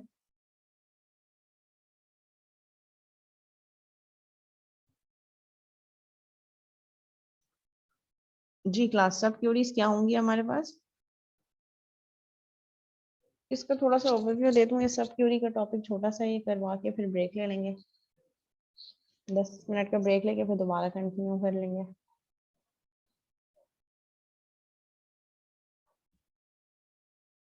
जी, सब क्यूरीज क्या होंगी क्लास? एक क्यूरी के अंदर एक और क्यूरी, मींस नेस्टेड क्यूरी। जैसे हम लूप में देखा था कि नेस्टेड लूप, एक लूप के अंदर एक और लूप। ठीक है, तो सब क्यूरीज इज बेसिकली एक क्यूरी के अंदर एक और क्यूरी नेस्ट हो गई। ठीक है, तो यहाँ पे हम पेरेंट चाइल्ड रिलेशनशिप तो नहीं होता क्यूरीज के बीच में, यहाँ पे वही रिलेशनशिप होता है जैसे लूप्स में होता है, आउटर लूप इनर लूप। इसी तरह आउटर सब क्यूरी इनर सब क्यूरी। तो सब क्यूरीज आर बेसिकली एक क्यूरी के अंदर एक और क्यूरी को नेस्ट करना। जैसे हमने इफ के अंदर इफ कंडीशन के अंदर एक और इफ कंडीशन, कि अगर फर्स्ट वाली कंडीशन ट्रू हो जाए तो चेक करोगे क्या सेकंड भी ट्रू है। अगर number 1 is greater then number 2 ये कंडीशन ट्रू होती है तो चेक करो कि क्या नंबर 1 जो है वो नंबर 3 से भी बड़ा है। ठीक है, तो यहाँ पे हमारे पास क्या होता है, कॉन्सेप्ट होता है आउटर एंड इनर क्यूरीज का। तो सब क्यूरीज आर बेसिकली क्या है कि जब हमारे पास बहुत ही कॉम्प्लिकेटेड किस्म की कोई रिजल्ट सेट लाना होता है, लेट सपोज हमें कोई रिजल्ट जनरेट करना है, उसको निकालने का जो वे है वो बहुत कॉम्प्लिकेटेड है, तो उसके लिए हम सब क्यूरी का कॉन्सेप्ट यूज करते हैं। ऐसा तो नहीं हो सकता कि हम अलग अलग वेरिएबल रखें, क्यूरीज का रिजल्ट उस पर स्टोर करें और फिर नेक्स्ट क्यूरी उसी वेरिएबल पे सेलेक्ट करें। ठीक है, तो इसके अकॉर्डिंगली हम क्या करें, हम ये कर सकते हैं कि हम एक ही क्यूरी के अंदर और मल्टीपल क्यूरीज को नेस्ट कर सकते हैं। ठीक है, सो ये हमारे पास ऑब्जेक्टिव्स हैं using a sub query to solve a problem. ठीक है, अब यहाँ पे इन्होंने क्या दिया है, यहाँ पे इन्होंने बताया है कि हमें निकालनी है which employee have salary is greater than Abel's salary. Abels is the name of employee. ठीक है, अब हमें ये निकालना है कि वो कौन से एम्प्लॉयज हैं जिनकी सैलरी एबल से बड़ी है। अब यहाँ पे हमने कोई वैल्यू नहीं दी कि एबल की सैलरी क्या है, अगर तो दी होती तो हम डायरेक्ट निकाल देते, where salary is greater than this। ठीक है, select salary from employee where salary is greater than, कोई भी अगर एक गिवन वैल्यू होती है तो हम निकाल लेते, लेकिन यहाँ पे हमें एबल्स की सैलरी भी फाइंड आउट करनी है। तो first we have to find the salary for this employee and then उसके बाद हमें बाकी रिमेनिंग एम्प्लॉय की सैलरी को उससे चेक करना है कि इससे बड़ी किस किस की सैलरी है, किसकी सैलरी उससे ज्यादा है। तो यहाँ पे हमें दो चीजें करनी है। ये वाली सैलरीज निकालने के लिए जो कि ग्रेटर देन है एबल्स सैलरी, सबसे पहले तो हमें एबल्स की सैलरी फाइंड आउट करनी पड़ेगी। तो इसके दो तरीके हैं।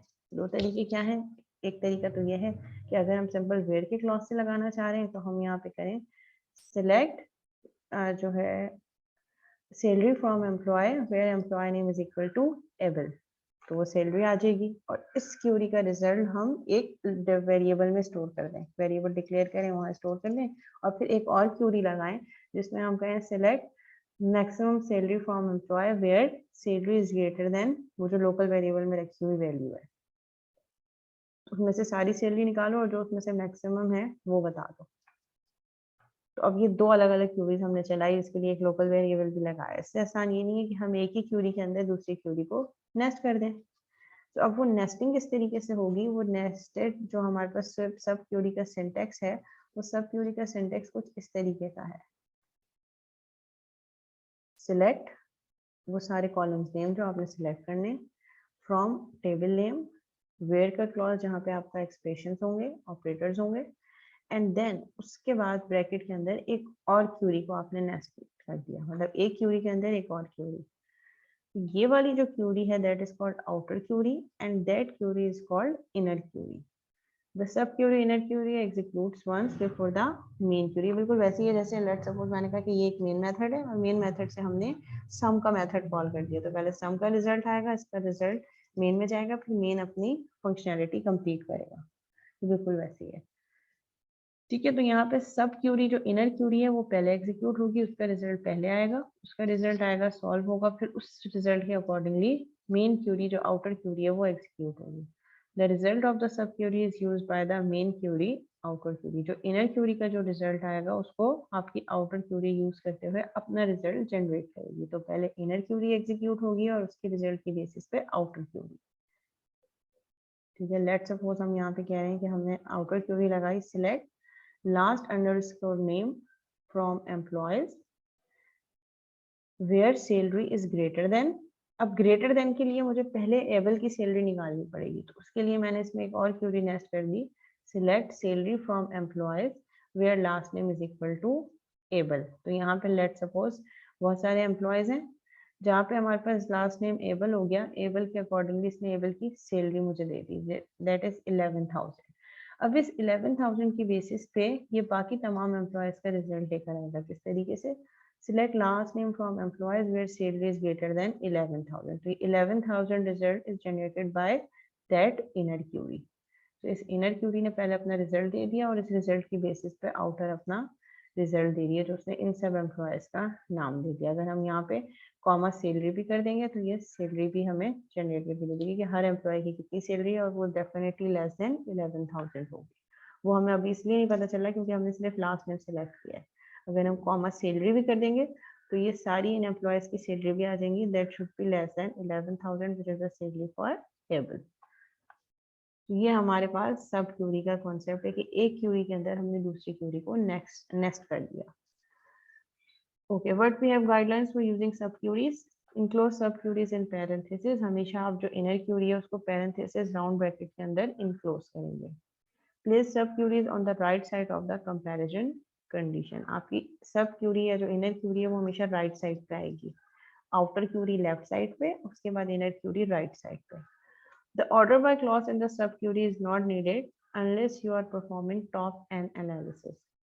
ठीक है, अगर आपके पास ऑर्डर बाय क्लॉज की जरूरत नहीं है सब क्यूरी में, until and unless आप जो है वो top minus N analysis perform नहीं कर रहे हो। ठीक है, तो यूजली हम ऑर्डर बाय क्लॉज यूज नहीं करेंगे। अब इसकी डिटेल हम एडवांस ईवीएम में देखेंगे कि वो टॉप माइनस एन एनालिसिस क्या होता है हमारे पास। Using single row operators with single row subqueries and use multiple row operators with multiple row subqueries. अगर आपके पास सिंगल रॉ ऑपरेशन क्यूरी है, मतलब अगर रिजल्ट क्यूरी का रिजल्ट सिंगल रॉ है, एक ही लाइन आ रही है, एक ही स्टेटमेंट आ रही है, तो उसके लिए आप सिंगल रॉ ऑपरेटर यूज करेंगे। और अगर आपके पास मल्टीपल और रॉ ऑपरेटर्स हैं, मतलब एक क्यूरी का रिजल्ट एक से ज्यादा रॉ आ रही है, तो फिर आप मल्टीपल रॉ सब क्यूरीज यूज कर सकते हैं। लेट्स सपोज यहाँ पे देखें, ये जो इनर क्यूरी है ये सिंगल रॉ है।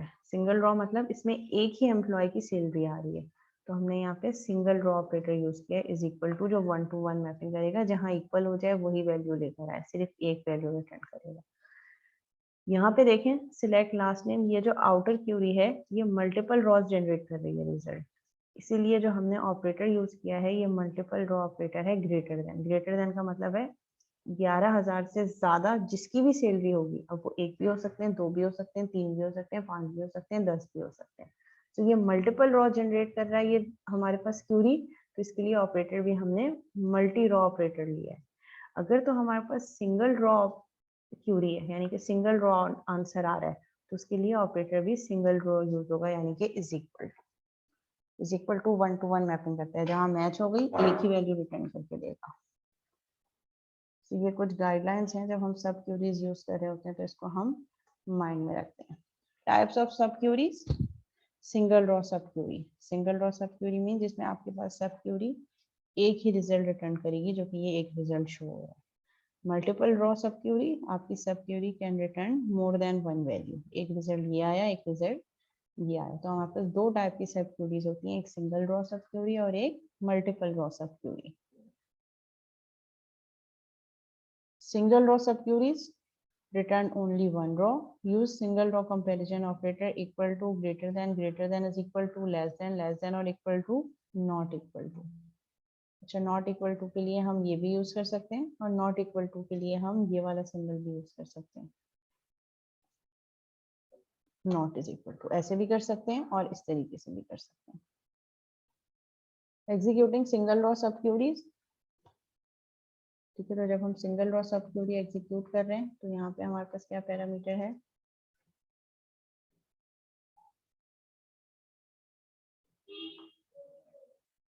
select last name, job ID and salary from employees where job ID is equal to, अब यहाँ पे क्या होगा, select job ID from employee where employee ID is equal to 141 and एक और हमने क्या करी, and salary is greater than, select salary from employee where employee ID is equal to 143। तो हमने दो डिफरेंट सब क्यूरीज लगाई। ठीक है, एक आउटर क्यूरी है और उस आउटर क्यूरी के अंदर हमने दो सब क्यूरीज लगाई। एक सब क्यूरी हमने क्या लगाई, वेयर जॉब आईडी, सबसे पहले तो जॉब आईडी निकालो, जिसके अकॉर्डिंगली हम क्या निकाल सकें, हम निकाल सकें लास्ट नेम, जॉब आईडी और सैलरी। और वो जॉब आईडी कैसे आएगी हमारे पास, select job ID from employee where employee ID is equal to 141। तो यहाँ पे हमने 141 जो वैल्यू दी है, ये 141 की वैल्यू के अकॉर्डिंगली ये जॉब आईडी निकाल देगा, विच इज क्लर्क। जो हमारे पास जॉब एम्प्लॉय आईडी 141 पे जॉब आईडी क्लर्क है, एंड और फिर क्या है हमारे पास next sub query, and salary is greater than, salary क्या होनी चाहिए, select salary from employees where employee ID is equal to 143, और हमारे पास उस एम्प्लॉय की सैलरी निकालो जहां एम्प्लॉय आईडी 143 है। तो यहाँ से सैलरी आ गई, लेट्स सपोज 2600। अब ये क्या कह रहा है, अब ये कह रहा है कि आपने लास्ट नेम, जॉब आईडी और सैलरी निकालना है एम्प्लॉय के टेबल से जहां जॉब आईडी एसटी क्लर्क के हो जाए और सैलरी ग्रेटर देन 2600 हो। तो आपके टेबल में जहां जहां जॉब आईडी क्लर्क की होगी और जहां जहां सैलरी ग्रेटर देन 2600 होगी, देखें ये 3500 ग्रेटर देन 2600, 3100 ग्रेटर देन 2600, तो ये लास्ट नेम, जॉब आईडी और सैलरी रिटर्न करेगा। जी, यहाँ तक कोई सवाल?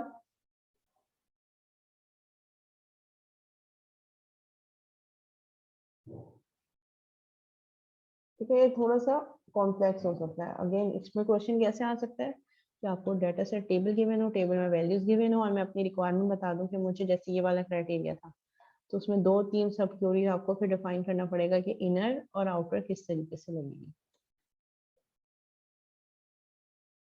अच्छा, अगर हम ग्रुप फंक्शन करना चाह रहे हैं कि ग्रुप बाय हो जाए उसके बाद हमें रिजल्ट रिटर्न करे, तो उसके लिए हम क्या करेंगे, we can use group by function in a sub query as well.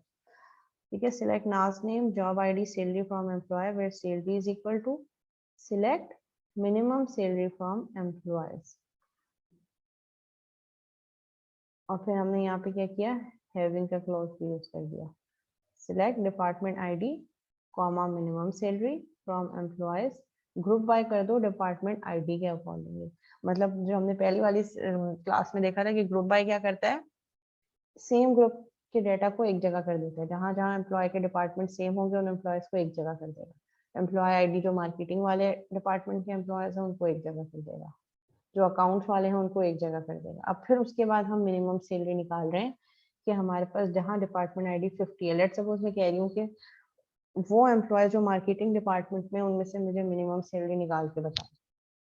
तो पहले हमें क्या करना पड़ेगा, select department ID minimum salary from employees, group by कर दो डिपार्टमेंट आईडी के accordingly, having minimum salary is greater than, select minimum salary from employees where department ID is equal to 50। तो हमारे पास डिपार्टमेंट आईडी 50 जहाँ जहाँ है उन सब एम्प्लॉय की सैलरी निकालो और उसमें से मिनिमम सैलरी दो, तो वो 2500 आ गई। अब हम जो अपने आउटर क्यूरी है उसमें भी हमने हैविंग का क्लॉज यूज किया, जो कि क्या कह रहा है कि जहाँ पे डिपार्टमेंट आईडी के अकॉर्डिंगली ग्रुप बाय करो, having minimum salary is greater then 2500। तो डिपार्टमेंट आईडी भी आ गई और उसके साथ साथ मिनिमम सैलरी भी आ गई।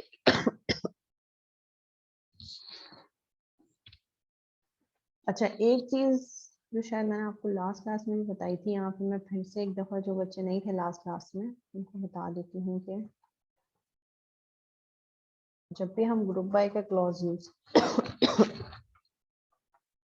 जब भी हम ग्रुप बाय का क्लॉज यूज कर रहे होते हैं, तो ग्रुप बाय के क्लॉज के लिए जो सिलेक्ट की स्टेटमेंट होती है उसमें हम सिर्फ वही कॉलम नेम यूज कर सकते हैं जो हमने ग्रुप बाय में रखा था। ये चीज मैंने आपको पहले भी बताई थी। लेट्स सपोज अगर मैं डिपार्टमेंट आईडी के अकॉर्डिंगली ग्रुप बाय कर रही हूँ, तो मैं यहाँ पे सिर्फ और सिर्फ डिपार्टमेंट आईडी ही यूज कर सकती हूँ, आगे डिपार्टमेंट नेम कोई और value other than group by use नहीं कर सकती। अगर मुझे कोई और कॉलम यूज करना है तो मैं सिर्फ और सिर्फ एग्रीगेट फंक्शन के साथ यूज कर सकती हूँ। लेट्स सपोज मुझे डिपार्टमेंट के साथ साथ की सैलरी भी चाहिए, अगर मैं डायरेक्ट सैलरी लिखूंगी तो it will generate an error. मैं क्या कर सकती हूँ, जो चीज ग्रुप बाय के साथ जो वेरिएबल यूज हुआ है वो आ सकता है यहाँ पे सिंपल, और अगर मुझे कोई और एट्रीब्यूट लेना है तो उसको मैं एग्रीगेट फंक्शन के साथ यूज कर सकती हूँ। विदाउट एनी एग्रीगेट फंक्शन मैं उसको यूज नहीं कर सकती। ये मिन भी हो सकता है, ये मैक्स भी हो सकता है, ये हमारे पास एवरेज भी हो सकता है, ये हमारे पास काउंट भी हो सकता है, मतलब कोई भी एग्रीगेट फंक्शन में इसमें यूज कर सकते हैं। ठीक है, ये कॉन्सेप्ट है, ये याद रखिएगा। जी, यहाँ तक कोई सवाल? अब मैं इसके आपको 1-2 एग्जांपल्स करवा के दिखा देती हूँ ताकि इससे ये चीजें आपको और क्लियर हो जाए। यहाँ तक कोई क्वेरी है तो बता दें।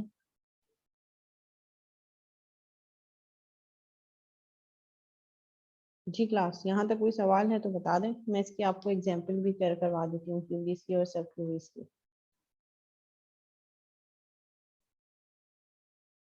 पहले इनर चलेगी, इनर का रिजल्ट आएगा, उस रिजल्ट की बेसिस पे फिर आउटर चलेगी। ठीक है, लेट्स सपोज मैं यहाँ पे आपको ये शेयर कर देती हूँ। याद रखिएगा कि इसमें पहले हमेशा इनर क्यूरी चलेगी। ठीक है, इसको क्लियर ऑल रन कर देते हैं। हम एक टेबल बनाते हैं यहाँ पे।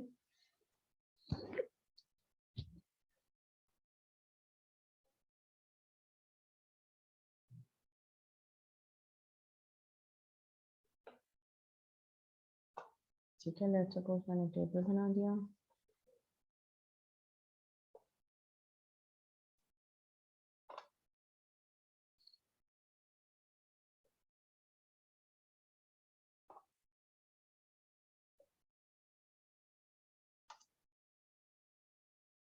ठीक है, लेट्स सपोज हम क्या इतना करने हैं, लेट्स सपोज हम एग्जांपल लेते हैं एक क्रिकेट टूर्नामेंट की। ठीक है, एक क्रिकेट टूर्नामेंट है जिसमें जितने भी बैट्समैन हैं जिनके हाईएस्ट रन स्कोर्स हैं, हम उनका एक टेबल बना देते हैं। टॉप 10 स्कोरर्स इस टूर्नामेंट के कितने रहे। ठीक है, लेट्स सपोज जैसे भी आईसीसी T20 वर्ल्ड कप हुआ था तो हम उसका ही कंसीडर कर लेते हैं। यहाँ पे हम कुछ फील्ड्स डिफाइन कर देते हैं। ठीक है, एक टेक्स्ट फील्ड ले लेते हैं। तो यहाँ पे हम कर देते हैं प्लेयर आईडी। ठीक है, नेक्स्ट हम फील्ड यहाँ पे ले लेते हैं नेम, प्लेयर का नेम। देन हम नेक्स्ट ले लेते हैं टीम, कि वो किस टीम का प्लेयर है,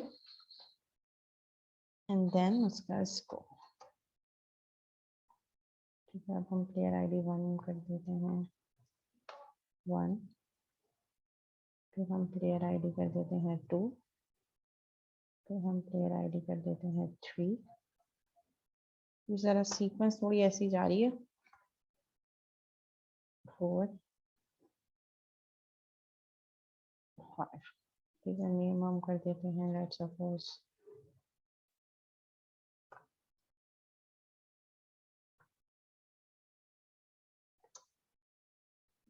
बाबर, टीम पाकिस्तान, स्कोर मतलब बिल्कुल रैंडमली वैल्यूज एंटर करेंगे। ठीक है, लेट्स सपोज हम कह रहे हैं कि 580। तो नेक्स्ट है हमारे पास प्लेयर मैक्सवेल। ठीक है, टीम ऑस्ट्रेलिया, स्कोर हम कर देते हैं 470। फिर नेक्स्ट हम कर देते हैं स्टोक्स इंग्लैंड 545। 545। फिर नेक्स्ट हम कर देते हैं रिजवान, टीम हमारे पास पाकिस्तान, रन हम कर देते हैं 480। ठीक है, 478। ठीक है, अब इस पे हम क्या करते हैं, हम सर्च करते हैं कि हमें क्या क्यूरी लगानी है। ठीक है, यहाँ पे हम लिखते हैं टेक्स्ट क्या है हमारे पास जो क्यूरी हमें चाहिए। जिस तरह आपके पेपर में भी क्वेश्चन आ सकता है, write SQL query to display second highest scorer from score table. ठीक है, ये स्कोर के टेबल में से हमें क्या निकालना है, हमें वो एम्प्लॉय निकालना है जिस वो प्लेयर हमने सिलेक्ट करना है, उसका नेम जिसके सेकंड हाईएस्ट स्कोर हो। तो फिर वो हमें सेकंड हाईएस्ट, अब मैं ये नहीं कह रही, मैं वेयर का क्लॉज नहीं लगा सकती कि जहाँ पे हमारे पास salary is greater than less than 580। मुझे स्पेसिफिकली कोई वैल्यू पता ही नहीं है। मैं तो ये कह रही हूँ कि आपने एसक्यूएल क्यूरी राइट डाउन करनी है जिसमें second highest scorer from score table आपने निकालना है। तो सेकंड हाईएस्ट के लिए मुझे क्या करना पड़ेगा, सेकंड हाईएस्ट के लिए सबसे पहले तो मुझे क्या करना पड़ेगा, मुझे फर्स्ट हाईएस्ट निकालना पड़ेगा। तो वो हम कैसे निकालेंगे? सबसे पहले तो फर्स्ट हाईएस्ट चाहिए ना हमें, तो इसके लिए हम यहाँ पे क्यूरी क्या लिखेंगे? इसके क्यूरी हमारे पास कुछ बनेगी इस तरीके से, सिलेक्ट, जो सबसे पहले इनर क्यूरी होगी, जो सबसे पहली वैल्यू आएगी, सिलेक्ट मैक्सिमम, और मैक्सिमम में यहाँ क्या आएगा? स्कोर। इन सब स्कोर में से जिसके सबसे मैक्सिमम होगा वो सिलेक्ट करो फ्रॉम स्कोर के टेबल से। ठीक है, अब यहाँ पे ये मुझे करना है किसमें? क्योंकि ये इनर क्यूरी है तो ये हमेशा हमारे पास प्लेस होगी इसमें। ठीक है, ये हमारे पास इस क्यूरी का मैं रिजल्ट जनरेट करने की कोशिश करेंगे। हम इसके लिए क्या क्यूरी लिखें कि ये रिजल्ट रिक्वायर्ड हमारे पास जनरेट हो। अब ये तो हो गई हमारे पास इनर क्यूरी। अब इस इनर क्यूरी में से मुझे क्या करना है? इस इनर क्यूरी के साथ मुझे आउटर क्यूरी भी। अब ये सिलेक्ट मैक्सिमम स्कोर क्या निकालेगा? इसमें से 580 वैल्यू निकाल के ले आएगा। सिंगल रो क्यूरी है इनर क्यूरी, तो यहाँ पे मेरे पास रिटर्न रिजल्ट क्या आ जाएगा? यहाँ पे मेरे पास रिजल्ट आ जाएगा इस क्यूरी का 580। अब मुझे क्या करना है? मुझे ये देखना है कि 580 से जो छोटी है वो निकालनी है। ठीक है, तो वो हम कैसे निकालेंगे? जी, उसके लिए क्या होगा class?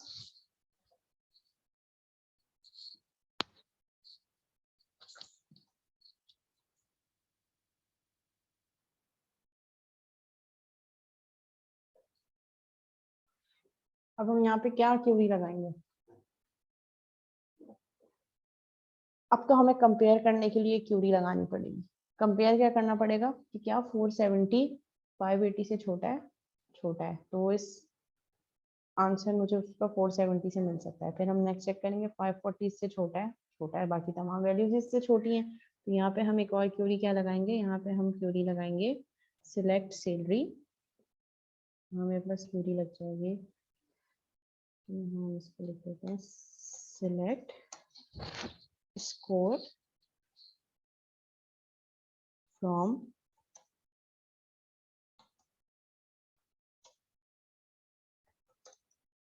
score is the name of table and score is the name of column. इत्तेफाक से दोनों सेम हो गए। where score is not is equal to, अब यहाँ पे वो वाली इनर क्यूरी जो हमने ऊपर लगाई थी, सिलेक्ट मैक्सिमम स्कोर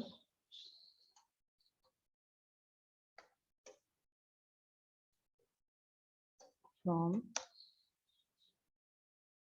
स्कोर। ठीक है, तो पहले सबसे पहले मेरे पास इनर क्यूरी चलेगी। ठीक है, अब ये इनर क्यूरी क्या आएगी मेरे पास? ये क्या रिटर्न करेगी? ये मुझे रिटर्न करेगी कि सबसे ग्रेटेस्ट वैल्यू मेरे पास कौन सी है। मैक्सिमम वैल्यू मैंने निकाली, तो सबसे पहले सब क्यूरी एग्जीक्यूट होगी। तो सब क्यूरी क्या है? Select maximum score from score. तो इस स्कोर की वैल्यू में से ये मैक्सिमम स्कोर 580, ये मुझे 580 रिटर्न कर देगा।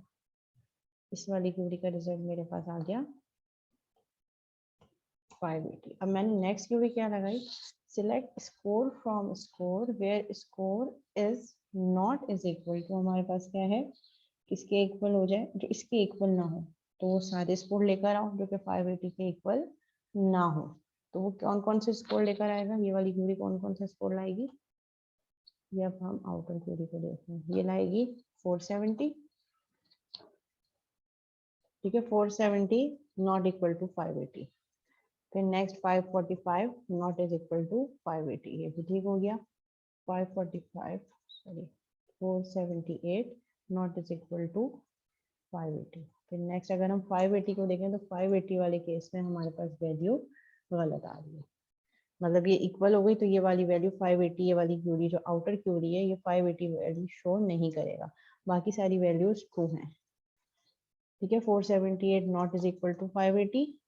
देन फिर हमारे पास नेक्स्ट क्या है? 545 not is equal to 545 to 470 not is equal to true, और सिर्फ इस केस में ये फॉल्स है। तो ये वाली वैल्यू, ये वाले जो आउटर क्यूरी है ये 580 को शो नहीं करेगा। अब मेरे पास कौन सी वैल्यू आ गई जो 580 के इक्विवेलेंट नहीं है? ठीक है, अब मुझे क्या करना है? मुझे सेकंड हाईएस्ट निकालना है। फर्स्ट हाईएस्ट तो 580 है, सेकंड इस 580 को हमने यहाँ से एलिमिनेट कर दिया। अब हम हमें क्या करना है, अब हमें इसमें से मैक्सिमम सैलरी निकालनी है। वो हम कैसे निकालेंगे, अब हम यहाँ पे एक और क्यूरी लगाएंगे। वो क्यूरी कैसे लगेगी, यहीं पे मैं लगा देती हूँ, select maximum salary from score, maximum score from score where score. अब यहाँ पे हमारे पास क्या होगा, इसके इक्वल होगा, इज इक्वल टू दिस।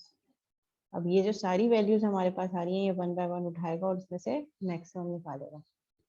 जहाँ पे स्कोर ये सब रिटर्न हो रहा है, तो ये हमारे पास ये दूसरी वाली जो आउटर है, ये यहाँ नेस्ट हो जाएगी। Select score from score where, अब ये वाली क्यूरी ये तीन वैल्यूज रिटर्न करेगा, इस तीन के अकॉर्डिंगली ये मैक्सिमम स्कोर निकालेगा। Where score is equal to 470, 545, 478। इन तीनों में से जो मैक्सिमम है वो कौन सी है, 545। अब मैं यहाँ पे क्या कह रही हूँ कि मुझे क्या चाहिए, सिलेक्ट, मुझे चाहिए प्लेयर नेम जिसकी सेकंड हाईएस्ट है। तो वो क्या करेगा, स्कोर निकालेगा 470, 545, 478। इसमें से मैक्सिमम कौन सा है, 545। 545 पे प्लेयर का जो नेम है स्टोक, तो ये शो कर देगा बेन स्टोक, स्कोर 545। तो ये हमने तीन क्यूरीज लगाई। ये मोस्ट इनर क्यूरी है, ये सेंट्रल इनर क्यूरी है जो कि आउटर काम कर रही है इस वाली इनर क्यूरी के लिए, और इनर काम कर रही है इस वाली क्यूरी के लिए। जी क्लास क्लियर हो गया।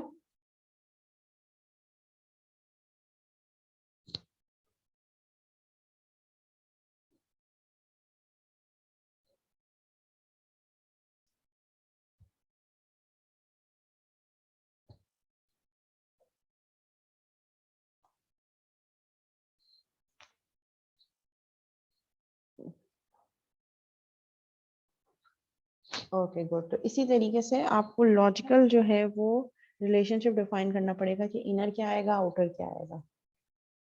बेसिकली आपके पास होगा क्या, इस तरीके से टेबल के बना होगा और ये क्यूरी लिखी होगी। अच्छा ये भी नहीं बताया होगा कि इनर मतलब ये सब क्यूरीज लगेंगी या नहीं लगेंगी, वो सिर्फ आपने खुद से अंडरस्टैंड करके आइडेंटिफाई करना है। जैसे मेरे पास यहाँ पे क्वेश्चन क्या है, write SQL query to display second highest score from score table. अब मुझे सेकंड हाईएस्ट निकालना है और मेरे मैक्स का फंक्शन सबसे ग्रेटेस्ट बताता है, तो मुझे तो ये आइडेंटिफाई करना पड़ेगा कि पहले तो मैं सबसे ग्रेटेस्ट वैल्यू लूंगी।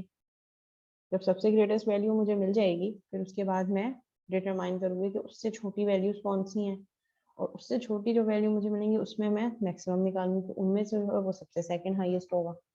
अगर यही चीज मैं इसको चेंज कर दूं मिनिमम, तो यहाँ पे ये सारी चीजें मिनिमम से चेंज हो जाएंगी। मैं कहूँ कि मुझे डिस्प्ले करो जो है वो सबसे लो स्कोरर, तो लो स्कोरर के लिए तो सिंगल क्यूरी लग जाएगी। Select player name comma minimum score from score, उसके लिए इनर की जरूरत ही नहीं है सब क्यूरी की। मैं अगर कहूँ कि मुझे लोएस्ट स्कोरर चाहिए जिसने इस टूर्नामेंट में सबसे कम रन बनाए, तो उसके लिए तो सब क्यूरी यूज ही नहीं होगी। सिंपल हमारे पास क्या क्यूरी लग जाएगी, select player name comma minimum score from score table. लेकिन अगर मैं कह रही हूँ कि मुझे सेकंड लोएस्ट स्कोरर बताओ कि जिसने सेकंड पे सबसे कम रन बनाए, तो फिर वो उसके लिए क्या करेंगे, हम क्या करेंगे, उसके लिए हमें सब क्यूरी लगानी पड़ेगी, इनर क्यूरी। सबसे पहले टॉप इनर क्यूरी जो सबसे ज्यादा इनर क्यूरी होगी वो हमें बताएगी select main score from score, select score from score where score is not is equal to ये, और फिर यहाँ पे select name comma main score from score where score is equal to this. ठीक है, तो ये इस तरीके से हम सब क्यूरीज पे काम कर देते हैं। Sub queries basically nesting of query inside another query, where inner query will execute first and outer query will execute after inner query. यानी कि इनर क्यूरी के रिजल्ट पे ही और जो आउटर क्यूरी है वो अपना काम स्टार्ट करेगी। जैसे यहाँ पे हमारे पास सबसे पहले 580 आया, सबसे पहले जो मोस्ट इनर क्यूरी है वो एग्जीक्यूट हुई, तो ये 580 यहाँ पे आया। इसके रिजल्ट के बेसिस पे हमारे पास ये वाली आउटर क्यूरी चली, और इसके रिजल्ट के बेसिस पे हमारे पास ये वाली आउटर क्यूरी चली।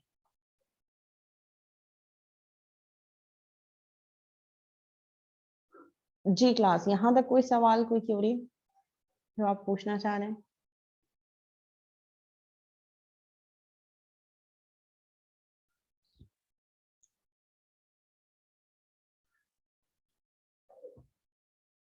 जी क्लास, कोई क्यूरी है?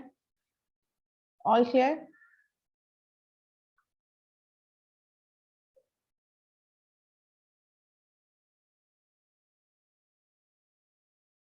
Okay, that's great.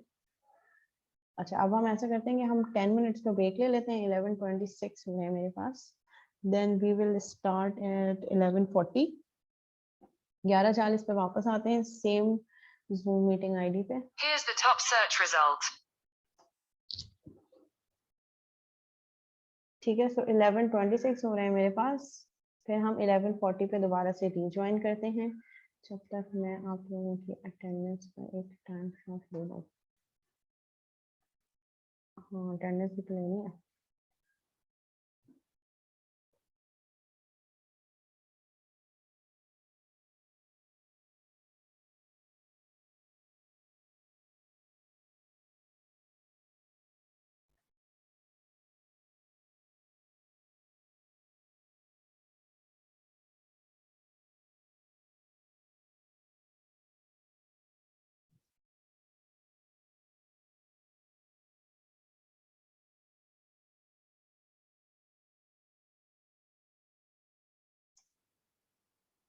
ओके, मैं नेम कॉल कर रहा हूँ। जिसका नेम कॉल करूँ वो चैट पे अपनी स्टूडेंट आईडी और स्टूडेंट नेम सेंड करते जाएं, और जिन जिन की अटेंडेंस हो जाए वो जा सकते हैं। जी जी, बिल्कुल ऐसे ही होगा। जब मैं नेम कॉल करूँ तो आप चैट पे अपनी स्टूडेंट आईडी और स्टूडेंट नेम सेंड कर दें।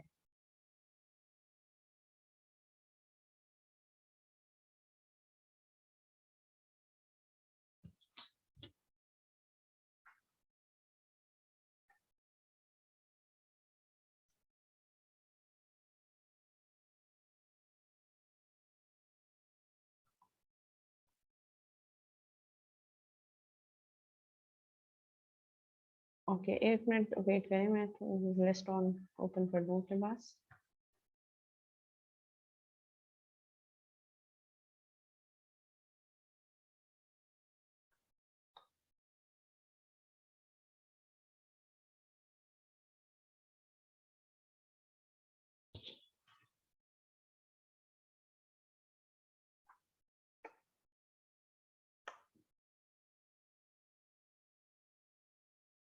ओके, एहसन रजा।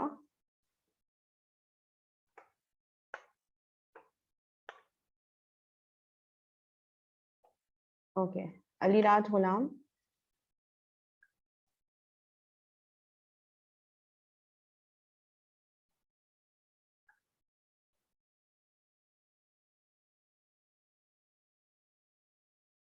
आयशा अजमत। ओके, जिनकी अटेंडेंस हो गई है वो जा सकते हैं। Furqan Zahid.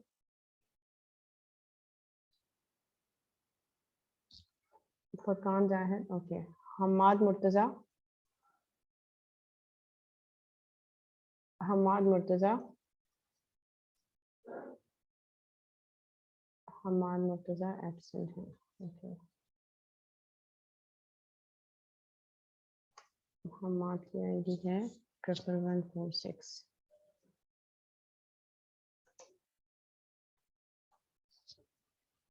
Okay, Hani. Itiya Obana. Jamshed Ahmad.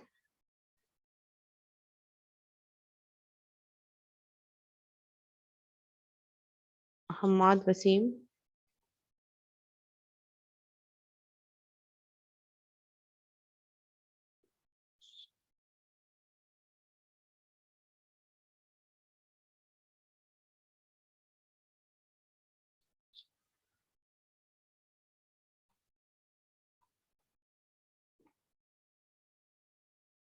Okay, then next we have Javeria Mateen. Okay, Laiba Murtaza.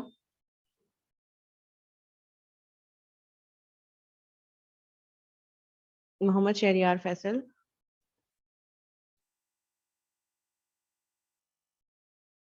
Okay, Mohammad Hasan. Okay, Malik Ehsan Iqbal. Mohammad Hamza, Mohammad Hamza, Mohammad Hamza absent है। मोहम्मद अब्दुल्ला,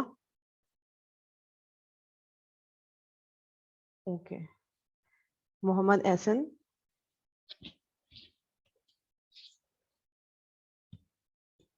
ओके एहसन भी प्रेजेंट है। एब्सेंट है।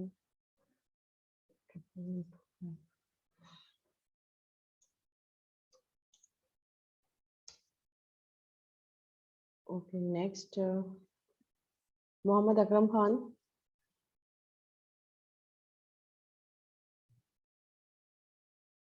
ओके। मोहम्मद अनस अफजवारी, मोहम्मद एहतशाम खान, मोहम्मद फैजान खालिद, मोहम्मद रजा, मोहम्मद शोएब, मोहम्मद सुल्तान, मोहम्मद उजैर अहमद, मोहम्मद उजैर अहमद,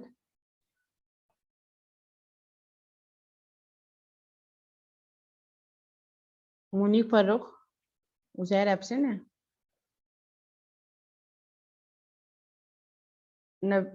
उसामा अबरार,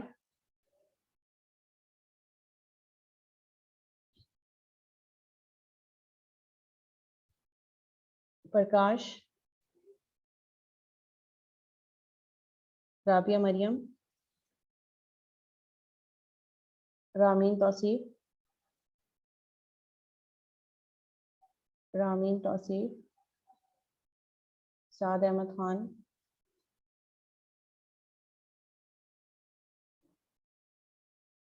साद अहमद खान 10482 साद ऑप्शन है और उजैर भी ऑप्शन है।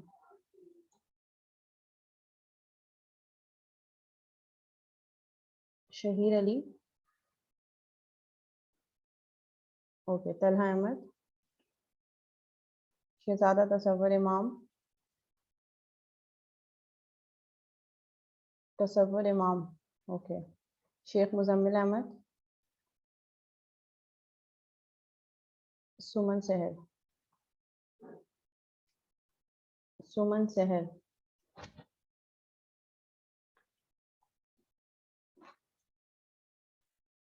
अच्छा मेरे पास जो स्टूडेंट एब्सेंट आ रहे हैं उनमें हैं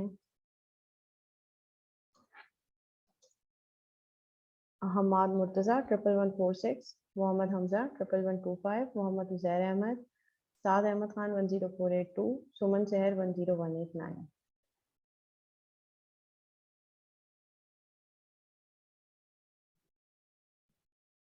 जी इस वीक बाकी सारी क्लासेस अकॉर्डिंग टू स्केड्यूल होंगी।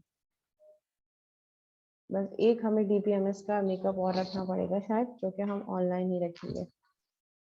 मे बी मोस्ट प्रोबेबली शायद वेडनेसडे 3 to 6 वाली स्लॉट हो सकती है, या फिर हमें फ्राइडे या सैटरडे संडे को देखना पड़ेगा। ओके एनी हाउ हम 10 मिनट का ब्रेक लेते हैं and after break we will continue again. मैं ग्रुप पे अपडेट कर दूंगी व्हाट्सएप ग्रुप पे कि आपने कब ज्वाइन करना है, most probably in 10 to 15 minutes.